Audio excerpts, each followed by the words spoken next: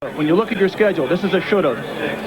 Well, the Patriots would love to have a quarterback like Warren Moon, but they'll have to settle for Hugh Millen, who has taken over today. Well, the Patriots are looking for a spark. He takes over for Hudson, and he's a veteran guy who's played a couple of games with and a couple of starts with Atlanta last year. He's won those games, so they think he can provide that spark. And we are underway from Foxboro with the Oilers kicking off.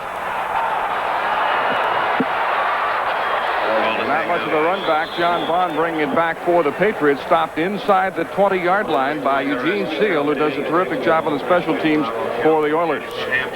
Hugh Millen making his first start for the Patriots, originally drafted by the Rams in the third round in '86. Then he went to Atlanta, where he played very little. The offensive line not the best. They've got a good one in Bruce Armstrong at left tackle, an outstanding rookie, first-round pick Pat Harlow on the right side. Registered by stopping by Toys R Us store. Millen joined in the backfield by Leonard Russell, a first-round pick. They're very high on him, and as we mentioned, the Oilers concerned with Irving Fryer. They'll put it up on first down. The pass complete to Fryer on a screen down the sideline with running room and knocked out of bounds by Bo Orlando. So they go to Fryer early, Jim. Yeah, a short pass, a safe pass. That settles down Millen. Plus, it gets the ball into Irving Fryer's hands. He gets the feel for it. He gets into the ball game right away. For them to be successful, they need that guy to get the ball a lot. So far this season, 11 catches. So a first down for the Patriots at the 31-yard line. They have two tight ends in the game now. Marv Cook, their leading receiver, and Ben Coates. Millen's pass deflected, but caught by Fryer. And hit immediately by Johnny Meads. Irving Fryer, who had his best season a year ago with 54 catches. Well, take a look at this. Again, the good pressure, which they're expecting from the Oiler front. The ball being tipped, but still the reception being made. Now, here's another view of it. And in the zone coverage, everybody hustles over there to get in on the play. Second down and 7 for New England.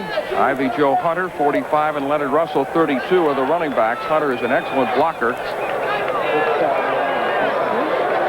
The motion man is Greg McMurtry. Right up the middle. And it's Russell straight ahead.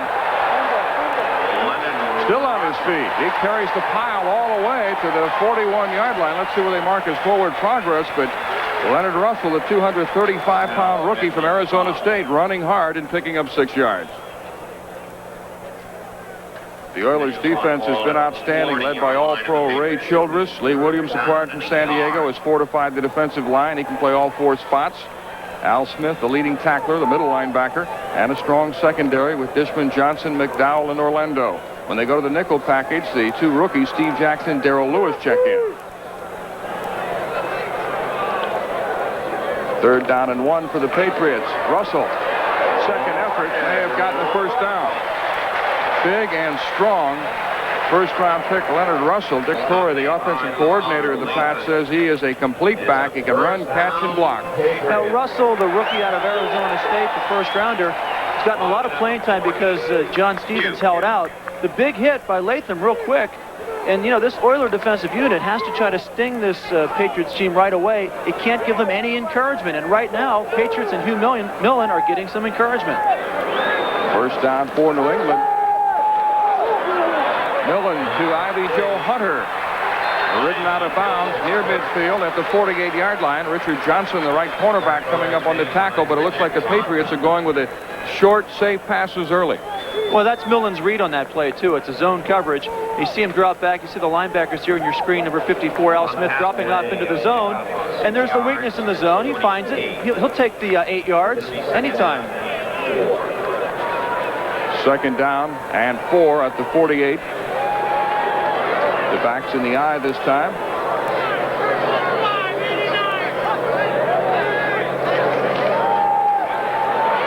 Millen in trouble. William Fuller wraps him up and sacks him at the 36-yard line. Yeah, so much for that.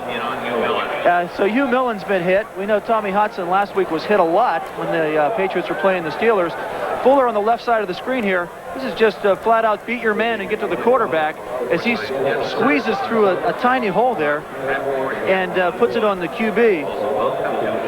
That's Fuller's 3rd sack of the year. A loss of 12 yards on the play.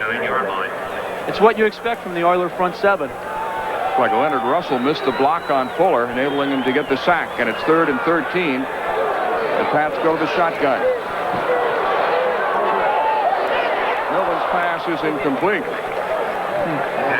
Intended for Michael Timpson. Yeah, you know, if there is such a thing as a good incomplete pass, that was that, because he put some loft on the ball, threw it to the sidelines, tried to squeeze it in there, and just missed. Let's see if the Oilers try to put some pressure on the punter now as we look at the replay on the incompletion setting up a 4th down. Again, I think Millen can, probably get a little confidence from this first drive. But the Patriots have a new punter, Sean McCarthy. Will the Oilers go after him on his first kick? Well, the Oilers are great on special teams, great at blocking punts and kicks. I got a good bet they will. Pat Coleman awaiting the kick. And McCarthy really hangs up a beauty. Fair catch by Coleman, but he fumbles it. We've got a penalty marker down.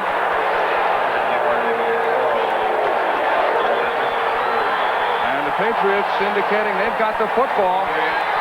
Yeah, but I don't think that will stand.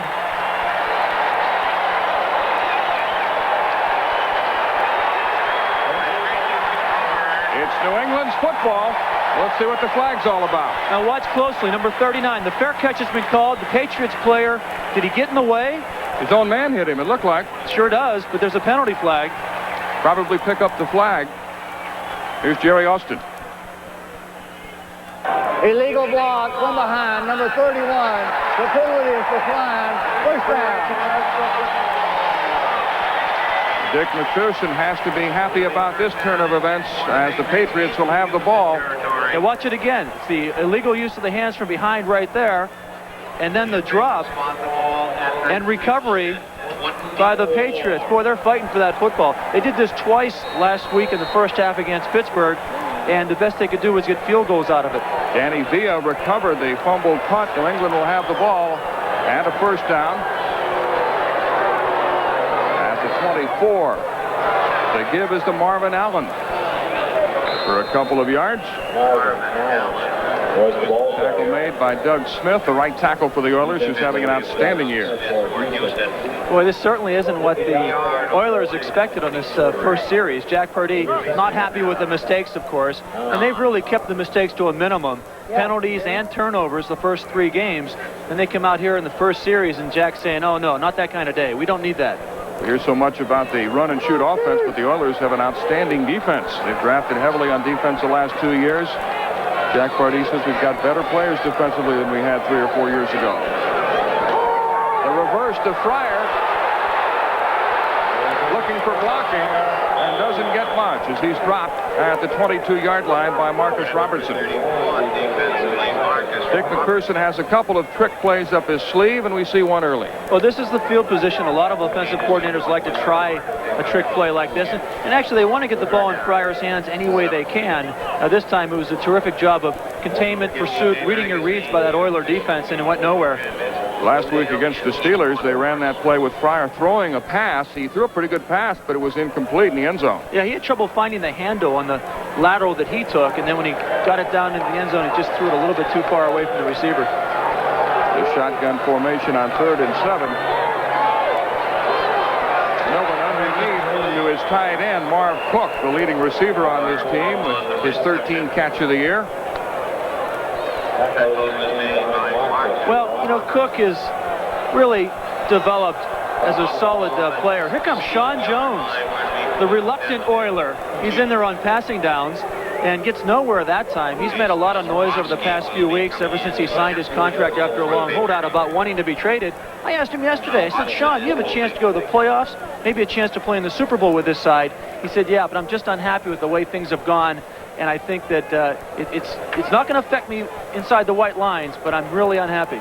Jason Starosky is in to tie a 33-yard field goal with Tommy Hudson holding as the Patriots try to take the lead. And it's good. So Starosky has given New England a 3-0 lead over the Oilers.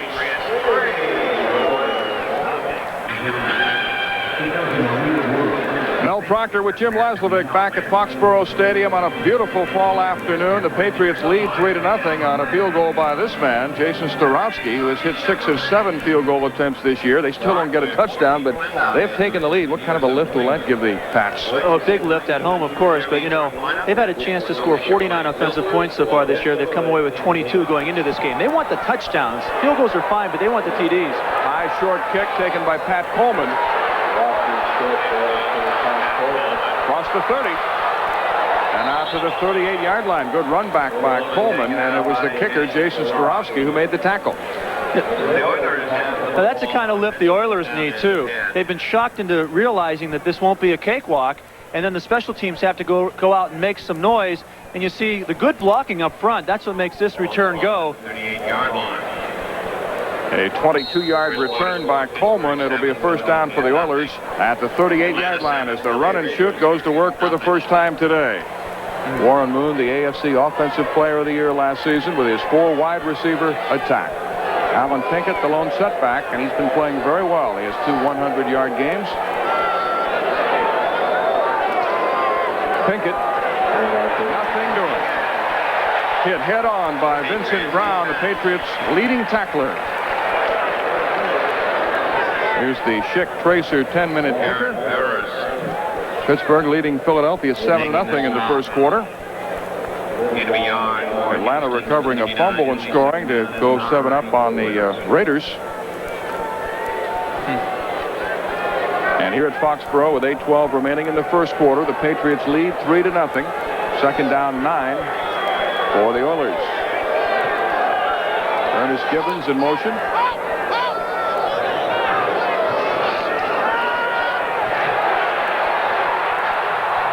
Moon's pass is complete to Haywood Jeffries, who last week against Kansas City matched his career high with 9 catches.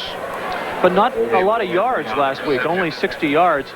You know, and that was one of the things Kansas City did. It took away the deep stuff. And you think that Joe Collier, the defensive coordinator, as we watch the replay, the defensive coordinator for the Patriots probably borrowed a page from the Chiefs' plan of attack. Keep the Oilers out there as long as they can. Hope that they drop maybe a short pass on 3rd down. Force the punt. Here's the first 3rd and 5 situation for Warren Moon. The Pats have 6 defensive backs in the game on 3rd and 5.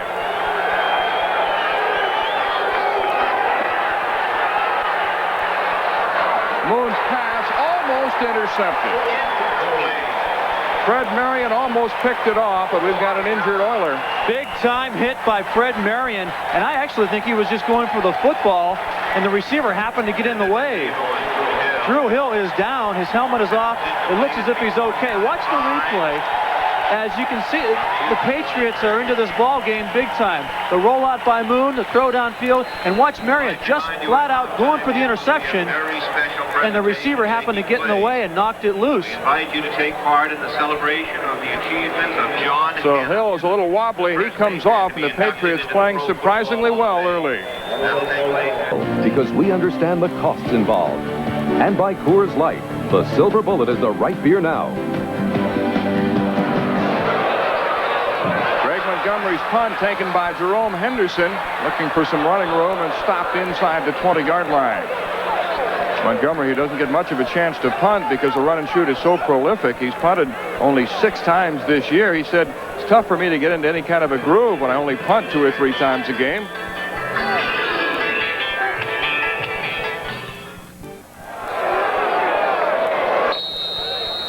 The Patriots begun this drive at the 19. They lead 3-0. And Leonard Russell, lowering his head and driving forward, gets back to the line of scrimmage, and that's about it. Let's go back to New York now. Bob Costas and NFL Live. Robert?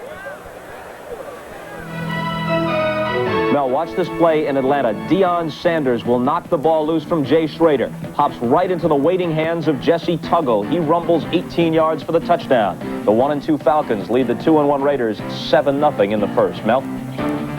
All right, thank you, Bob, and welcome back to Foxboro, where we have 6:27 remaining in the first quarter. John Vaughn, number 24, is in at running back. He's flanked out wide to the right, actually, as a receiver. Millen's pass is knocked down. Looks like Doug Smith got a big paw on it. Yeah, he does the smart thing then. Millen, he bats it into the ground, make sure there's no chance of it being picked off by anybody. Dick McPherson on the sideline saying, hey, what's going on? Too many balls are being batted back in my quarterback's face. The Oilers are just so big and so tough up front defensively, and they tell these guys, get your hands up. You see that ball being thrown, get the hands up. The battle between you and that offensive lineman is over. Get the hands up and try to knock it down. Jack Pardee says Doug Smith is having a great year. He's lost a lot of weight. He still weighs about 309 pounds, but he's able to be much fresher in the fourth quarter because he's in better shape. They try to minimize his play to about 41 snaps per game to keep him fresh. Millen stepping up, and he's dropped inside the 15-yard line. Yes, Lee Williams. He's added quite a bit to this lineup. He's in there. Williams beating the block of rookie number 1 pick Pat Harlow. And a loss of 5 on the play. You know, and Williams loves being on the left side. When he had his great years in San Diego, he was rushing the passer from the left side on the outside position. Which sired him so much in San Diego was they asked him to play so much tackle because of their deficiencies in there. Very unselfish player. He'll play any place, and you'll see that today. He'll line up everywhere for the Oilers, too. Sean McCarthy in his first game gets off a low kick. It's near the 45-yard line and is down at the 42. The Patriots cut their punter from last week, Brian Wagner, who has his difficulties. Next Sunday, following Ryder Cup golf, NBC Sports presents more NFL action, beginning with NFL Live, special time at 3:30 Eastern. And many of you will see Steve DeBerg and the Chiefs facing San Diego. Others will see New England take on Phoenix, Miami against the Jets. Check your local listings for the game in your area. Houston working from the Patriots 43.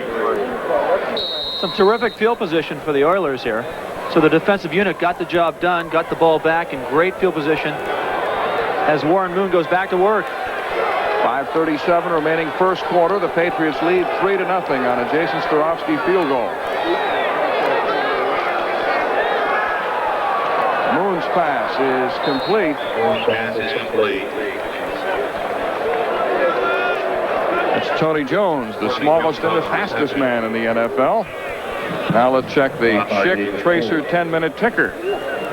Miami leading Green Bay 3-0. We mentioned earlier the Steelers ahead 7-0. Ball is at the 38-yard line. Chip Lohmiller with a field goal to give the Redskins the lead over the Bengals. And Atlanta leading the Raiders 7-0 in the first quarter. Yeah, Tony Jones, 5'7", 139. He's fast. He's also tough. Got to be tough if you're that size and playing in the NFL. Second down and 5. Moon hits Jeffries, and he's knocked out of bounds. Jeffries, one of the Fab Four receivers. They're known as the Fab Four, but they all have individual nicknames. Yeah, Jeffries says, yeah, the Fab Four handles okay, but like one-on-one, a lot of guys call me Freakwood. And then Drew Hill is True Love Man. You want to explain that? I'm not sure I can. Ernest Givens, E.G., and Curtis Duncan is the priest because he's so serious, and according to Jeffries, he always carries a Bible with him. That's right. Well, True Love is a takeoff of True Love, and they love catching that football. That's why you're the analyst. First down at the 28. Drew Hill is in motion. Drew Loveman in motion. Moon downfield, complete. The catch at the 11-yard line by Jeffries, and that's what he does best. He is tough. He goes across the middle, catches the ball, takes a hit, and hangs on. And they took a lot of hits Monday night. They didn't have a great long period to recuperate from that. Even Warren Moon was getting banged around a lot. You see how this opens up for him, and Jeffries catches that ball in that field position often, and he gets pounded often. He got up this time, was pumping his arms. He likes to fire his teammates up as much as the fans. Of course, not many Oiler fans here today. He's just trying to remind his teammates, let's keep it going. Tony Jones is wide to the right. Jeffries split to the left. First down for the Oilers. Gibbons in motion. Moon to the end zone, and incomplete. Pass intended for Ernest Gibbons. Yeah, Moon has seen all the looks over the past few years. A great veteran quarterback. And if it's not there, he knows I'm not going to take the sack. I'm going to get rid of it. He just threw it away in the end zone in a safe area where nobody would catch it. Moon has completed 4 of 6 passes for 37 yards. Moon says he loves the run and shoot offense because it's such a challenge. He said, unlike other offenses, I cannot have an off day because I am such an integral part. It's not like we can go to something else, 2 tight ends, or go to a running back. He said, I'm the man. If I have a bad day, we can lose.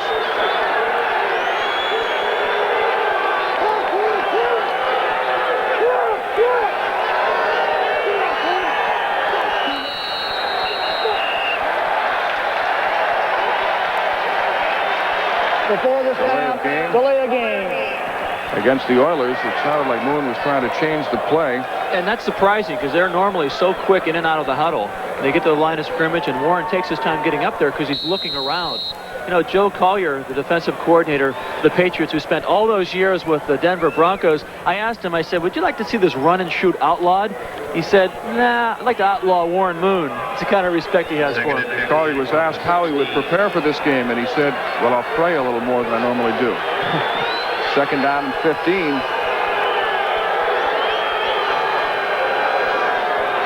Pinkett. Alan Pinkett to the 10-yard line. Tackle made by Brent Williams of the Pats. For the Patriots. Take a look at the run here as the Patriots didn't have many people up there on the defensive front, so the audible went for the running play. One of the criticisms of the run and shoot is that when you get into the red zone inside the 20 in a scoring situation, that it's difficult to score because you really can't stretch the field. Yeah, but a lot of teams who employ tight ends and everything else have trouble scoring inside the 20-yard line. They're only averaging 31 points a game, so the Oilers are doing something right. Moon for Gibbons in the end zone. Mickey Washington back in coverage. And they'll have to go for a field goal. So, again, watch the Patriots defensive unit here. Only 3 men rushing, a lot of people in coverage. You want to jam that area. As Mel was saying, there's not much room down inside that 20-yard line. And the Oilers having the ball on the 10. And Jack Pardee's wondering. He has been through so many games, a long playing career, a long coaching career. He's wondering if it's going to be one of those days. And the vagabond Ian Howfield, who's had tryouts with 7 NFL teams, finally sticking with the Oilers, attempting a 28-yard kick to tie it up. And it's perfect. 2:35. So Ian Howfield has tied it up. It's 3-3 with 2:35 remaining in the first quarter from Foxboro. Ron Vaughn, along with Sammy Martin. A 3-3 tie as we near the end of the first quarter in Foxboro. Ian Howfield will tee it up. He and Jason Starofsky has exchanged field goals. And Sammy Martin back deep along with John Vaughn for New England. Of course, Ian's father was a kicker for the Broncos, and it was Dick McPherson, the head coach of the Patriots, who was in with the Broncos, who was responsible for getting his dad with the team. Bobby Howfield, a kick for the Broncos and the Jets. Vaughn in the end zone, no run back. So the Patriots will have the ball at the 20. The ball will come out to the 20-yard line, and the Patriots offense will have it 1st and 10. The Schick Tracer 10-minute ticker. Miami now leading 6-0 over Green Bay. The Eagles have tied up the Steelers. And no changes, no scores. For the Patriots, John Stevens is in for the first time. Stevens, a Pro Bowl starter in '88, rushed for 1,168 yards, a rookie. He has been a holdout. Returned to action last week against Pittsburgh and played briefly. He's number 44. Fake by Hugh Millen, and his pass is complete to Irving Fryer at the 31. On the reception. Gain of 13 yards. Chris Dishman chasing him out of bounds. Here's Fryer on the isolation, and take a look at the job he puts on Chris Dishman here. Nothing fancy, just runs the out pattern, and Dishman gives him that big cushion, which you have to do. Has the underneath help, but Millen can get that ball and float it in there. One thing everybody told us about Millen, has a strong arm, and maybe a stronger arm than Hudson. John Stevens' first carry. A couple of yards to the 33-yard line. Ray Childress, the outstanding defensive tackle, on the stop for the Oilers. The Oilers' front line had so many distractions in the preseason. Childress was out with an injury. Lee Williams didn't join him until late. Sean Jones joined him late. But this is a unit that can really dominate a ball game. And you saw that in the Patriots' second series where they were pushing Millen and the Patriots backwards. Actually, that front seven is real solid. Little linebacker Al Smith runs the show out there, calls the audibles, and is a steady performer, and he'll hit you too. 2 tight ends in the game now for the Patriots. Ben Coates joining Marv Cook. And Hugh Millen apparently didn't like the looks of the defense. He calls a timeout. Timeout, New England. 40-second timeout. Dick Corey was saying not only does Millen have a stronger arm than Tommy Hudson, he is more familiar with the system because the systems which he played under in both Los Angeles and Atlanta are very similar to this one. Yeah, Millen, of course, the latest of the New England Patriot quarterbacks. They have made some switches over the years. These are the changes since 1986, quite a few. Quite a few, adding up to 17 quarterback changes according to our calculations, and you see quite often they've gone back to Steve Grogan. Well, Grogan is not around anymore. He was in camp with the Rams, and we understand he's back in New England. Is probably here watching the game, so I guess if they need him, they can go find him in the stand somewhere. But he's the guy they went to so many times in trouble. Scott Zolak, the third-string quarterback here, said, I thought about taking Tony Eason's old number. I believe it's 11, but someone told me I better not wear it because they'd think I was Eason and I'd get booed. He so did he took say 16. That. And, of course, he was a ball boy for Joe Montana when Montana was in high school, and he said that's one reason he wanted 16. Millen to throw, downfield to Fryer. Oh, my. What a great effort by Dishman as he climbed over top of Fryer to try to make the interception. And, boy, Dishman's a guy. Look at him smiling there. I almost had it. He's a guy who the last couple of weeks has made some big plays for the defensive unit, forcing a fumble a couple weeks ago and a key interception in the end zone Monday night against Kansas City. Look at this. Oh, the crowd's saying it was interference, but Dishman's just going for the football. Dishman, a 4-year veteran from Purdue. Jack Pardee says he has really matured this year and says it's due to the fact that he's gotten married. How about that? 3rd and 8, shotgun, and Sean Jones across too early, but was he drawn across? Well, on the other side of the line of scrimmage, Marv Cook, the tight end, he started early. Sean has this clause in his contract that calls for $20,000 per sack, so you know when he's out there, he's interested. Before the snap, number 96 of the defense, cleared the quarterback, offside, 5 yards. Against Sean Jones, the disgruntled Sean Jones. We spoke with him at practice yesterday about his situation. He said that unless he starts playing a lot more, he wants to be traded. His contract heavily loaded with incentives, as Jim mentioned, and he's not going to achieve those goals unless he plays. And Jack Pardee said we wanted to get him into the scheme more last week, but were unable to do so. And he's going to see a lot of action, and we hope we can keep him happy. They want to keep him happy. He provides a lot of depth for that front line. On 3rd and 3, Millen to put it up. Nice touch pass underneath, and the ball should have been caught. John Vaughn unable to hold it. He showed a nice touch on that one. John Vaughn was the intended receiver. You know, this front line for the Oilers can provide the pressure they have to, and it can really rattle a quarterback like Millen, who hasn't been out there much this season. That time, Childress pushed by. A good job of blocking by Villa right there for 75 for the Patriots. Sean McCarthy, one of the tallest punters in NFL history, at 6'6".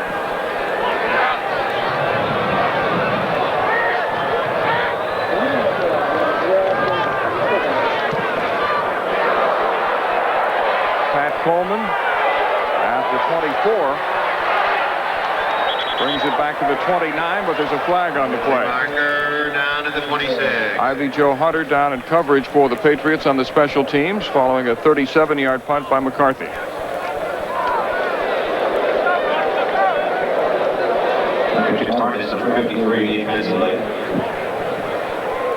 During the run back, illegal block from behind, number 56, 10 yards.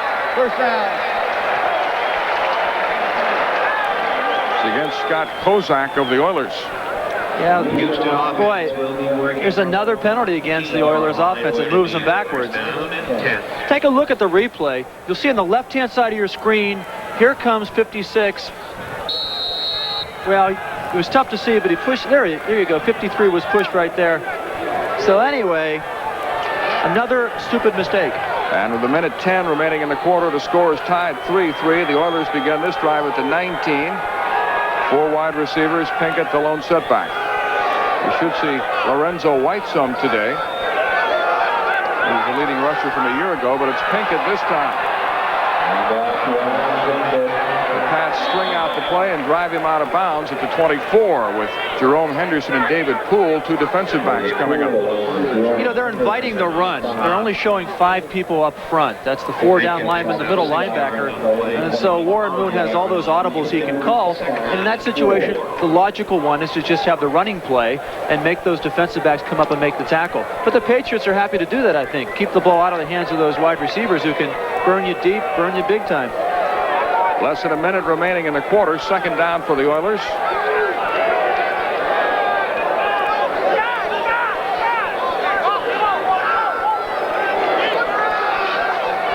Pinkett needing 4 yards for a first down. And he gets to the 30 where he's tackled by Andre Tippett. Back in good health and having a fine year, but that's a first down.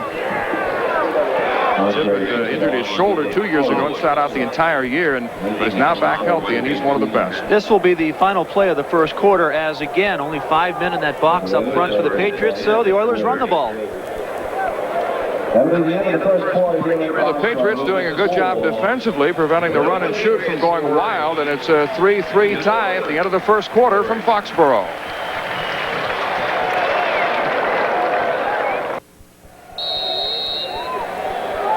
Mel Proctor with Jim Laslevik back in Foxboro with a score tied 3-3. New England and Houston. Maybe Warren Moon was right. He's saying this will be one of their toughest games. He said it's easy to get up for playoff caliber teams, but this is a real challenge mentally to get ready for the Patriots.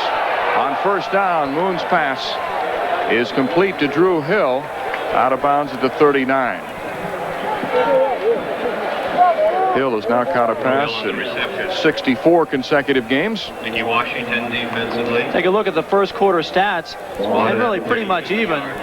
Where it isn't, of course, is further down at turnovers, where the Oilers have given up the ball. And surprisingly, the Patriots, time of possession, they're winning that battle. It's a big key to beating the Oilers, keeping the football away from the run and shoot. 2nd down 2.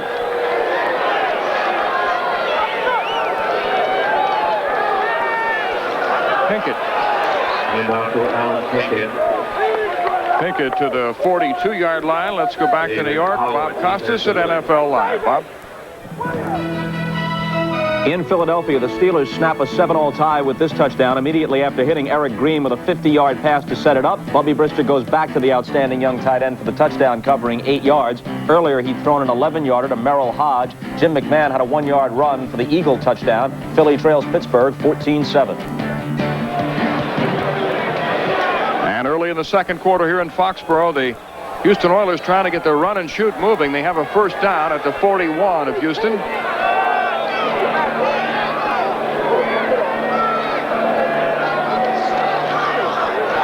getting a lot of pressure and gets the pass deflected. Put a lot of heat on him that time. He tried to get it to Ernest Gibbons, but Garen Barris was in there applying the pressure, and several of his teammates.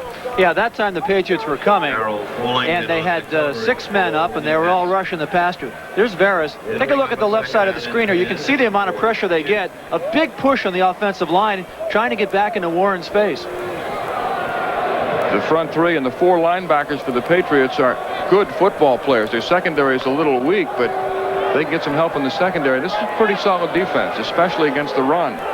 They go with 6 defensive backs on 2nd and 10.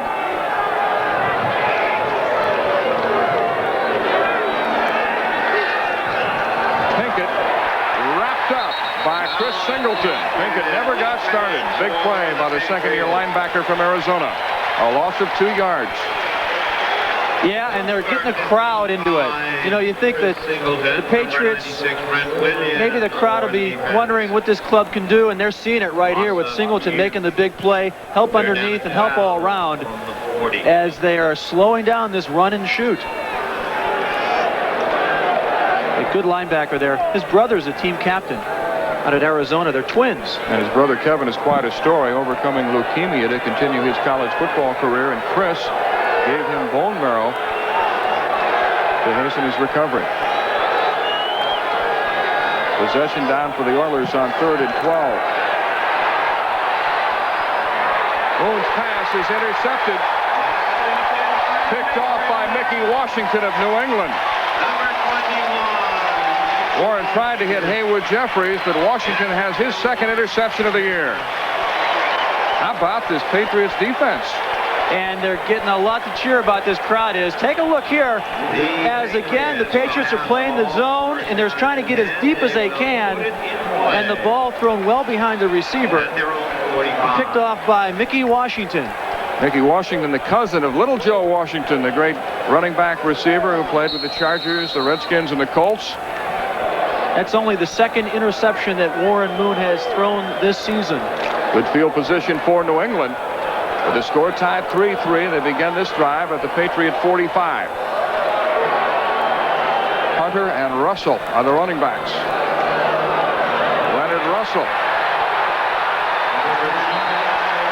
The Patriots picking up sizable chunks of yardage on first down. A 13-yard pickup and a first down, New England. And that time a couple rookies combined. Watch down on the bottom of the screen, number 77, the offensive right tackle. He pushes everybody out of the way, and here comes Russell. That was Pat Harlow, the number 1 draft pick, and it was Russell, the number 1 draft pick, making the nice gain. And Dick McPherson's happy about what he is seeing so far. Again, they need to get the ball into the end zone, something they haven't done a lot of in the first 3.5 games. First down for the Pats at the Oiler 43. Fryer and McMurtry are the wide receivers.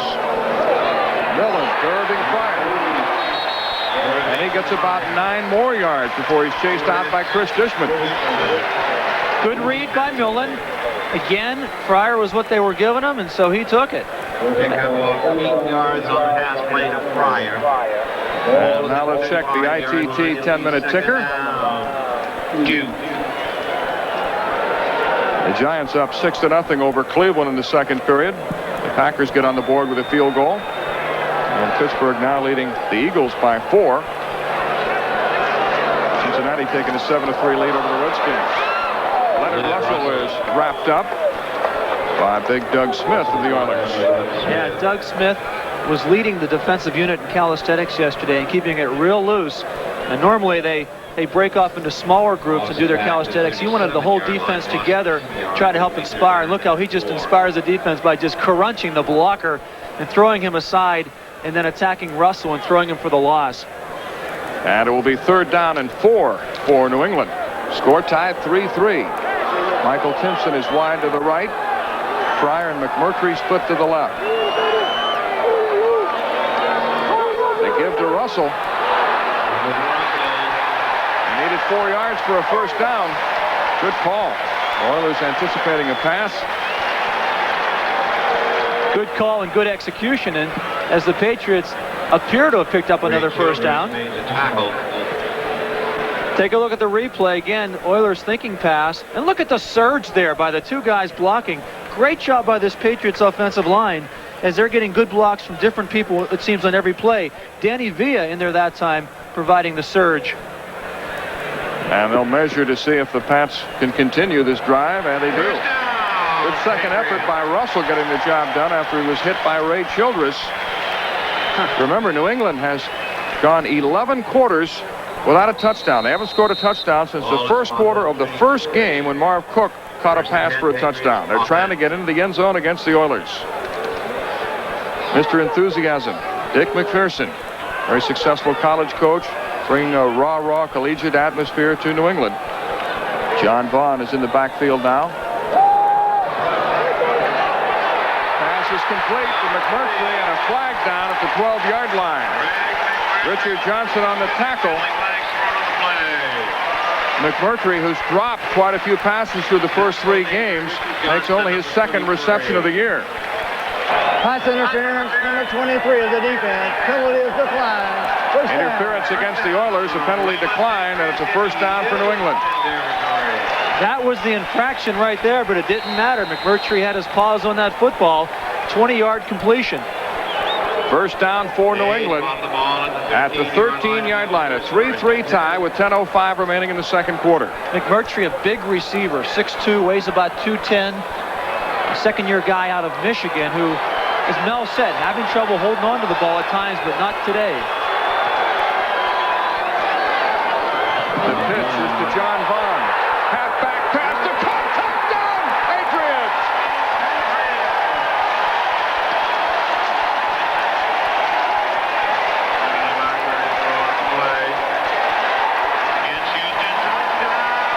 There is a penalty marker down, but it's against the Houston Oilers. Holding against Houston, the touchdown stands, and they're delirious at Foxboro.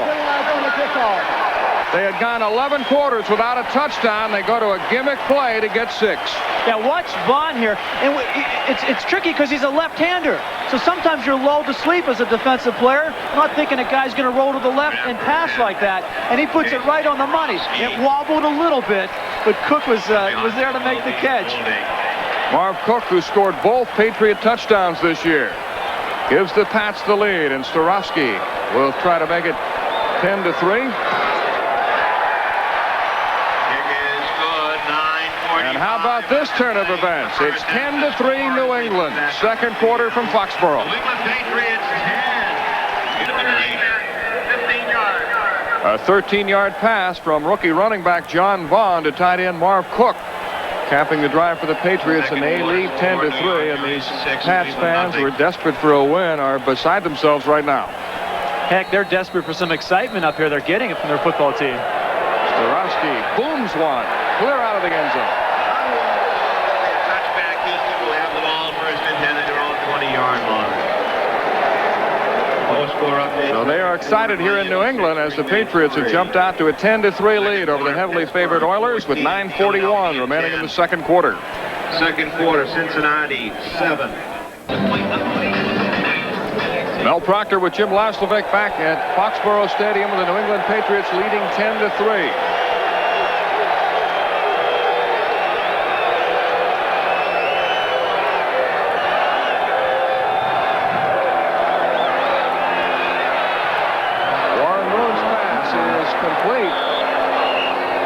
Gibbons. Make it Haywood Jeffries. Gain of 13 yards on the play. On that last kickoff, the Patriots kicked off in the 50 because of a penalty against the Oilers. That's one reason Starofsky kicked it clear out of the stadium. Here's ref. Here comes Freakwood. That's a big catch right there. Big catch because of the momentum shift. They need to get off to a good start here as Warren Moon flings it. Watch the crowd he attracts. Everywhere Jeffries goes, he attracts that attention. First down at the 33. Tony Jones is in. He's split wide to the right. Jeffries to the left. Drew Hill in motion. Moon changing the play. And Jeffries with the catch, but unable to pick up much yardage as Haywood first made the tackle. First on the tackle. Yeah, there's Warren looking for some guidance. Jeffries is quite a story.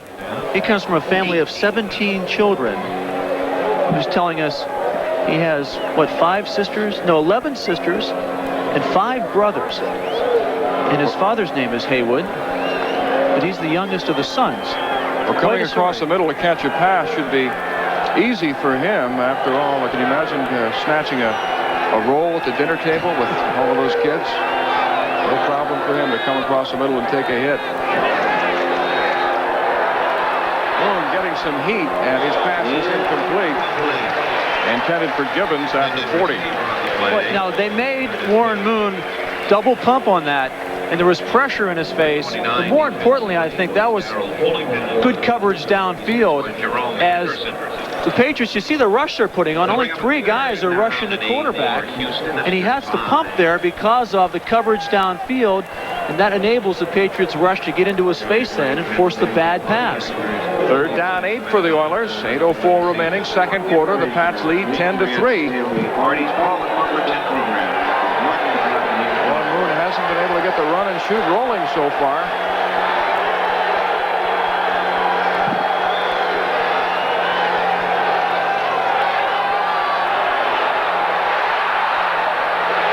Almost intercepted. Almost picked off by Darrell Fullington of New England as Moon tried to throw downfield to Drew Hill. So the Oilers will have to punt. This New England defense has been outstanding.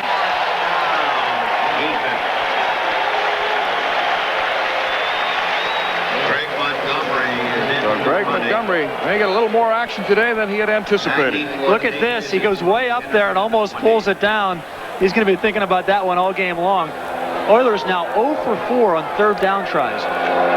And they were tied for the league lead in that category, with Buffalo converting 57% of the time, but not today. Jerome Henderson tackled immediately.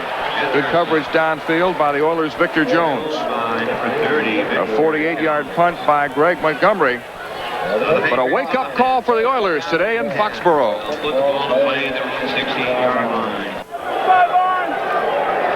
First down for the Patriots at the New England 16-yard line. And it's Marvin Allen on the carry for the Pats to the 20. The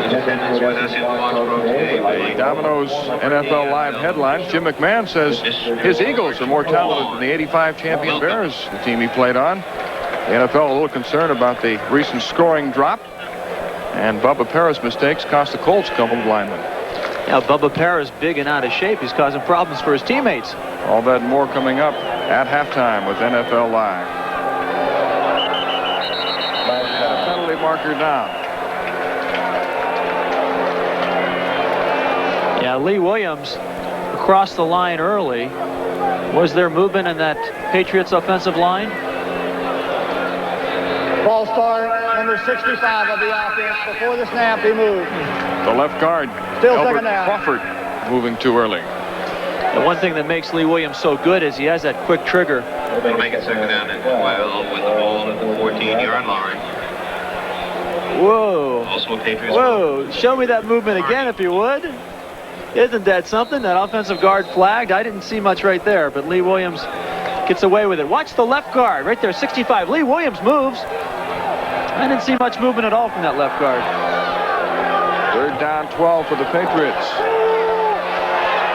Hugh Millen downfield for Cook, the tight end. He makes the grab and is finally brought down to 46. A pickup of 26 yards. Al Smith and Chris Dishman combining on the tackle, but Cook showing he can run with the ball after he catches it. That's a classic New England Patriots play. They've seen that so often in Foxboro. The cast of characters is different now. It's Cook instead of Francis, and it's Millen instead of Grogan. But that's a play that's always worked for the Patriots in Foxboro or anywhere else they play. Cook's doing a great job. A third-year guy who's really understanding what it takes to play in the NFL. His second reception today, one was for a touchdown. This is Marvin Allen trying to turn the corner. Gets back to the line of scrimmage where Johnny Meads brings him down. Defensively, it was Doug Smith on the play. And now let's check the ITT 10-minute ticker. Giants leading the Browns. Green Bay and Miami tied. Steelers up by 4 over the Eagles. Now the Redskins are back on top, so that lead seesawing back and forth, and Atlanta leading the Raiders 7-0 in the second period. The Redskins, along with the Oilers, one of the undefeated teams remaining. There were 5 in the NFL. The Patriots lead the Oilers 10-3 with 5:40 remaining in the first half. Cook is in motion. Hugh Millen in trouble. Al Smith coming right over the top of him for the sack. Way to go, Al Smith. Guy is exciting. Spoken like a former linebacker. I love this. He has grass stains. His arms are all bandaged up. And he has grass stains on the front and the back on his arms. And watch the effort as he's blitzing right up the middle here. You're going to see this white flash with the derrick on his helmet jumping over the blocker. That's Russell who tried to get in his way, and he goes for the quarterback's head. Great job, Al Smith. Jim Eddy, the defensive coordinator for the Oilers, said it's imperative that we get pressure on the quarterback early. We'll start with a 3-man rush. If we need 4, that doesn't do the job. We'll go to 5, 6, whatever it takes, but we've got to get to him. It's the 3rd sack for the Oilers today. 3rd and long. Millen downfield. And it's intercepted by Mike Dumas. A costly turnover by New England as the Oilers will have excellent field position. An 18-yard run back by Dumas. Yeah, that was really an unnecessary pass for Millen. He tried to force it in. There was nothing down there but a lot of Oiler defenders. And look what he's throwing into. Why even attempt that pass? You're better off just throwing it away and lining up for a punt. And watch as Dumas comes back here, gets pushed out of bounds, and down goes Dick McPherson. Come on, Dick, you got to be quick on the sidelines there. Mike Dumas has been a big play guy for the Oilers, who recovered a fumbled punt against Kansas City to set up a touchdown last week, and now Warren Moon will take over at the 39 of New England. It's 10-3 Patriots with 4:51 left in the half.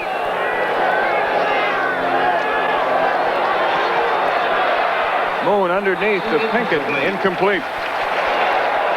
Andre Tippett was all over Pinkett. You know, ever since we stepped in the cab at the airport 2 days ago, everybody's been going tisk, tisk, tisk. What a mismatch because of Warren Moon, his experience, and the youth and inexperience in that secondary for the Patriots. But Charlie West, the defensive backfield coach, has these guys ready to play. That's a great job of coverage right there to force Moon to go for the short one.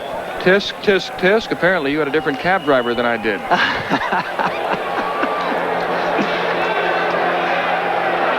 Second down, 10. Hill in motion. Moon's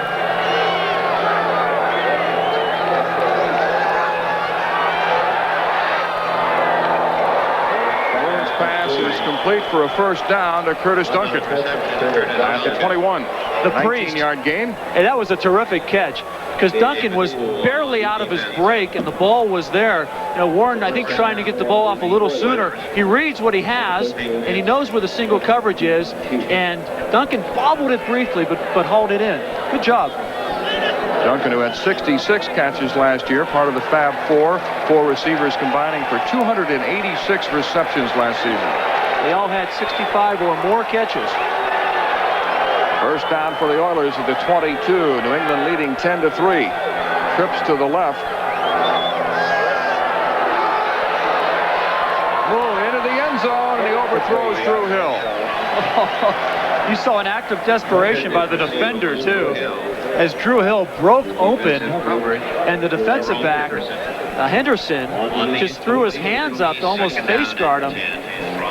As we mentioned, the Patriots secondary is vulnerable. They've got two veterans, Ronnie Lepet and Fred Marion, who probably lost a step. Rookie strong safety and Harry Colvin. The best defensive back is the right corner, Maurice Hurst, but the secondary is not their strong area. Henderson is one of the young guys they like. He's a cornerback who comes in on the nickel or dime situations. They have 6 defensive backs in on 2nd and 10.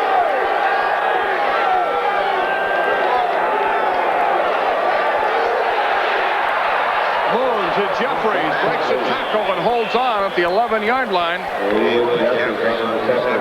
He should have the first down. Maurice Hurst was in the coverage there.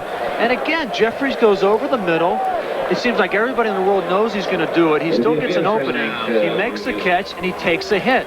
Here's the hit. Here's the catch. And look at the hit. He takes a shoulder to the rib section. And that hurts, and they mount up. And again, it was Monday night that they last played. He caught 9 balls. He took a lot of hits. He already has 6 receptions in the first half of this game. First down and 10 at the 11-yard line. 3 wide receivers to the left. Duncan is split to the right. Pinkett, nothing there. Cuts back. There's a flag down as Pinkett is tackled at the 7-yard line by Jerome Henderson. Yeah. The crowd is telling you who the penalty is against. They're anticipating a hold. Holding, number 73 of the offense, 10 yards, still first down. Holding call on the right tackle, David Williams. And I'll tell you what, Mel, I'm not so sure I'd want to take that penalty. He gives Warren Moon and his receivers more room. And the point you made earlier was, you know, when you get jammed inside that 10-yard line, it's harder for them to get the open spots, but of course you have to push them back. This run and shoot is dangerous, but I'll take the yards anytime. But think about that. This gives Warren Moon more room and his receivers more room to operate. So now it's first down and 20 at the 21-yard line. 2:46 remaining in the half.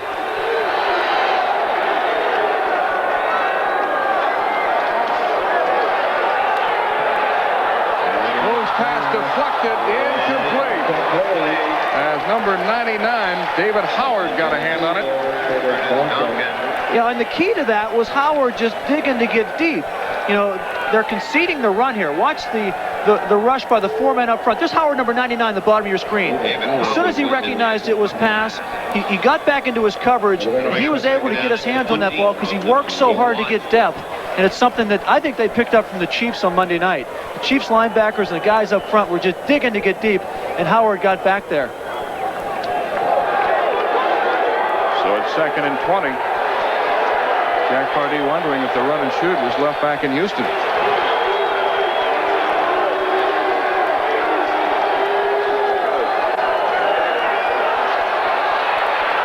Under pressure into the end zone and overthrows the receiver Jeffries. Shades of the movie Major League. He hit the mascot. Jeffries attracts a crowd, as we've been saying. Here he is over the middle. Hey, Warren just recognized he had nowhere to go. He knows he has another down. He's not going to take any chance, and down goes the Patriot mascot in the back of the end zone. That doesn't count as an undue celebration, does it? Flattening the mascot in the end zone?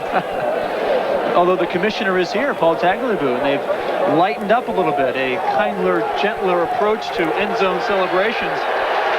The Oilers are 0 for 4 on 3rd down conversions today. And remember, they're tied for the league lead with Buffalo in that category. They've converted 57% of their 3rd down opportunities, and they're going to call a timeout.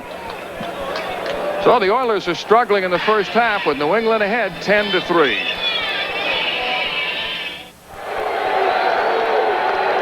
The Houston Oilers, who have yet to convert a 3rd down situation, facing 3rd and 20 here. The Patriots lead 10-3 as we near the end of the first half.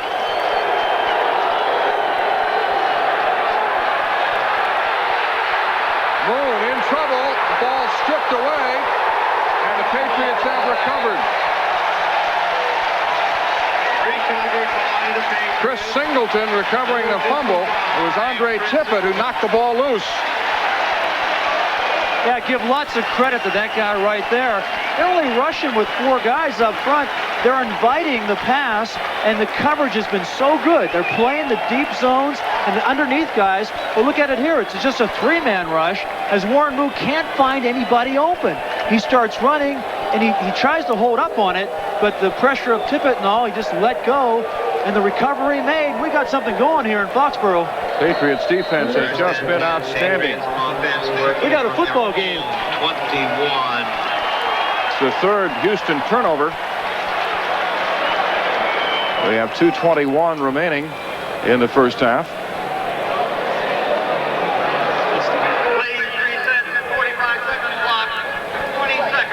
Yeah, they want to see if this was a forward pass or if this was a fumble by Warren Moon, and this is the picture they're looking at. It looked to me as if he tried to hold up. It looked to me as if he tried to hold up on a pass because you can see the coverage being provided to Ernest Gibbons underneath by the 2 guys, and one of them picked up the ball for the recovery. Take a look again. You be the judge. I get a feeling if you're in Texas, you're going to think this was a forward pass. But it looked like he was reaching up with his left hand to try to hold up. And that could very easily be rolled a forward pass and be negated as a fumble. Tippett then slapped it away with Singleton recovering. But, you know, in all honesty, if you asked Warren, say, Warren, were you trying to hold up? Was this a fumble? I think he would say, yeah. But if you're up in the replay booth, this might look like a forward pass to you.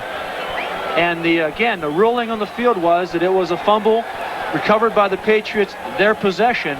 It's up to the guys upstairs to decide whether or not this conclusively was an incomplete pass or a fumble. But look, he brings that left hand up as if to try to hold on to the ball. And that tells me that it's a fumble and not an incomplete pass. Let's take another look. We have just taken over the league lead in replays. What do you think, Mel? What's your call on this one? His arm started forward, then he tried to catch it. It's a tough call. There is this 2-minute limit. Here, we'll get a review of instant replay. The play is ruled as an incomplete pass. Wow, big turn of events. Incomplete pass. They reverse it, and the Oilers will still have the ball. And again, I can see why the replay officials did that, but I will not agree with them. And neither does Dick McPherson. He's saying, hey, take a look. We were watching the replay. Come on. He's talking to the back judge, Bob Moore. So the Oilers get the ball back. And Dick better get back off the field. It'll be 4th down now, and so Ian Halfield is in to try a field goal. This will be about a 41-yard attempt. Now McPherson's not satisfied here. He wants a timeout. He wants further review. To attempt the field goal. But Dick, I think their decision's been made. You're out of luck. Oh, yeah. Now, don't add a flag on top of it, Dick.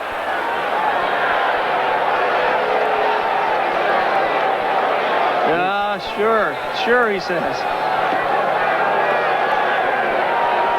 Well, the fiery first-year head coach of the Patriots, very upset about this reversal. By the way, Dick missed yesterday's practice. One of his brothers, Norman, who is a priest, is ill. He's up in Old Town, Maine, and we send our best to him. But Dick has 2 brothers who are priests, his brother Norman and Father Walter. One of them attended the final exhibition game against the Giants, which the Patriots won. The other attended the opening week victory against the Colts. So maybe he's called upon a higher power today with the Patriots ahead 10-3.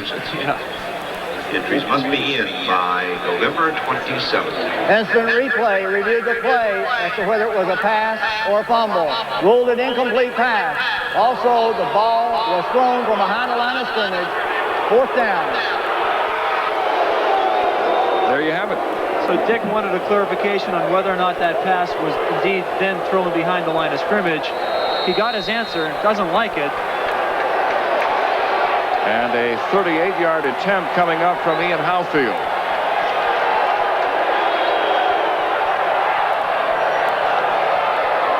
Halfield's kick is good. His second field goal of the game as he connects from 38 yards out to make it 10-6 New England. As they come back up the field. You started a story earlier about how Dick McPherson was responsible for Bobby Halfield, Ian's father, becoming a Bronco. Just to complete that thought, Bobby was in Kansas City. He wasn't with the Chiefs. He was just kind of hanging around their locker room after a game in which the Chiefs blew out the Denver Broncos. Dick McPherson was a coach, an assistant coach at the time with Denver, and as they were getting on the bus to go back to Denver, he put his arm around Bobby Halfield, pushed him onto the bus. They drove to Denver, and he became the Broncos kicker for many years. And so Ian, following in the family, in the line of work, he's getting his kicks in the NFL too. He's 2 for 2 today.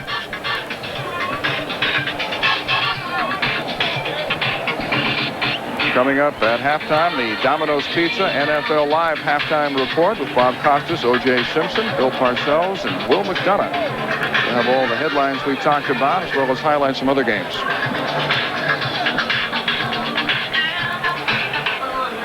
So it's 10-6 New England with 2:17 remaining in the first half. Joel Collier's Patriot defense has pretty well neutralized the run and shoot so far.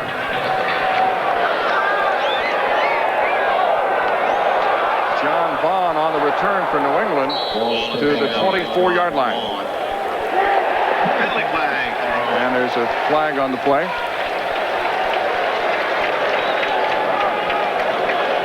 Unnecessary roughness, number 30 of the defense, 15 yards, 1st down. Roughness against the Oilers' Victor Jones.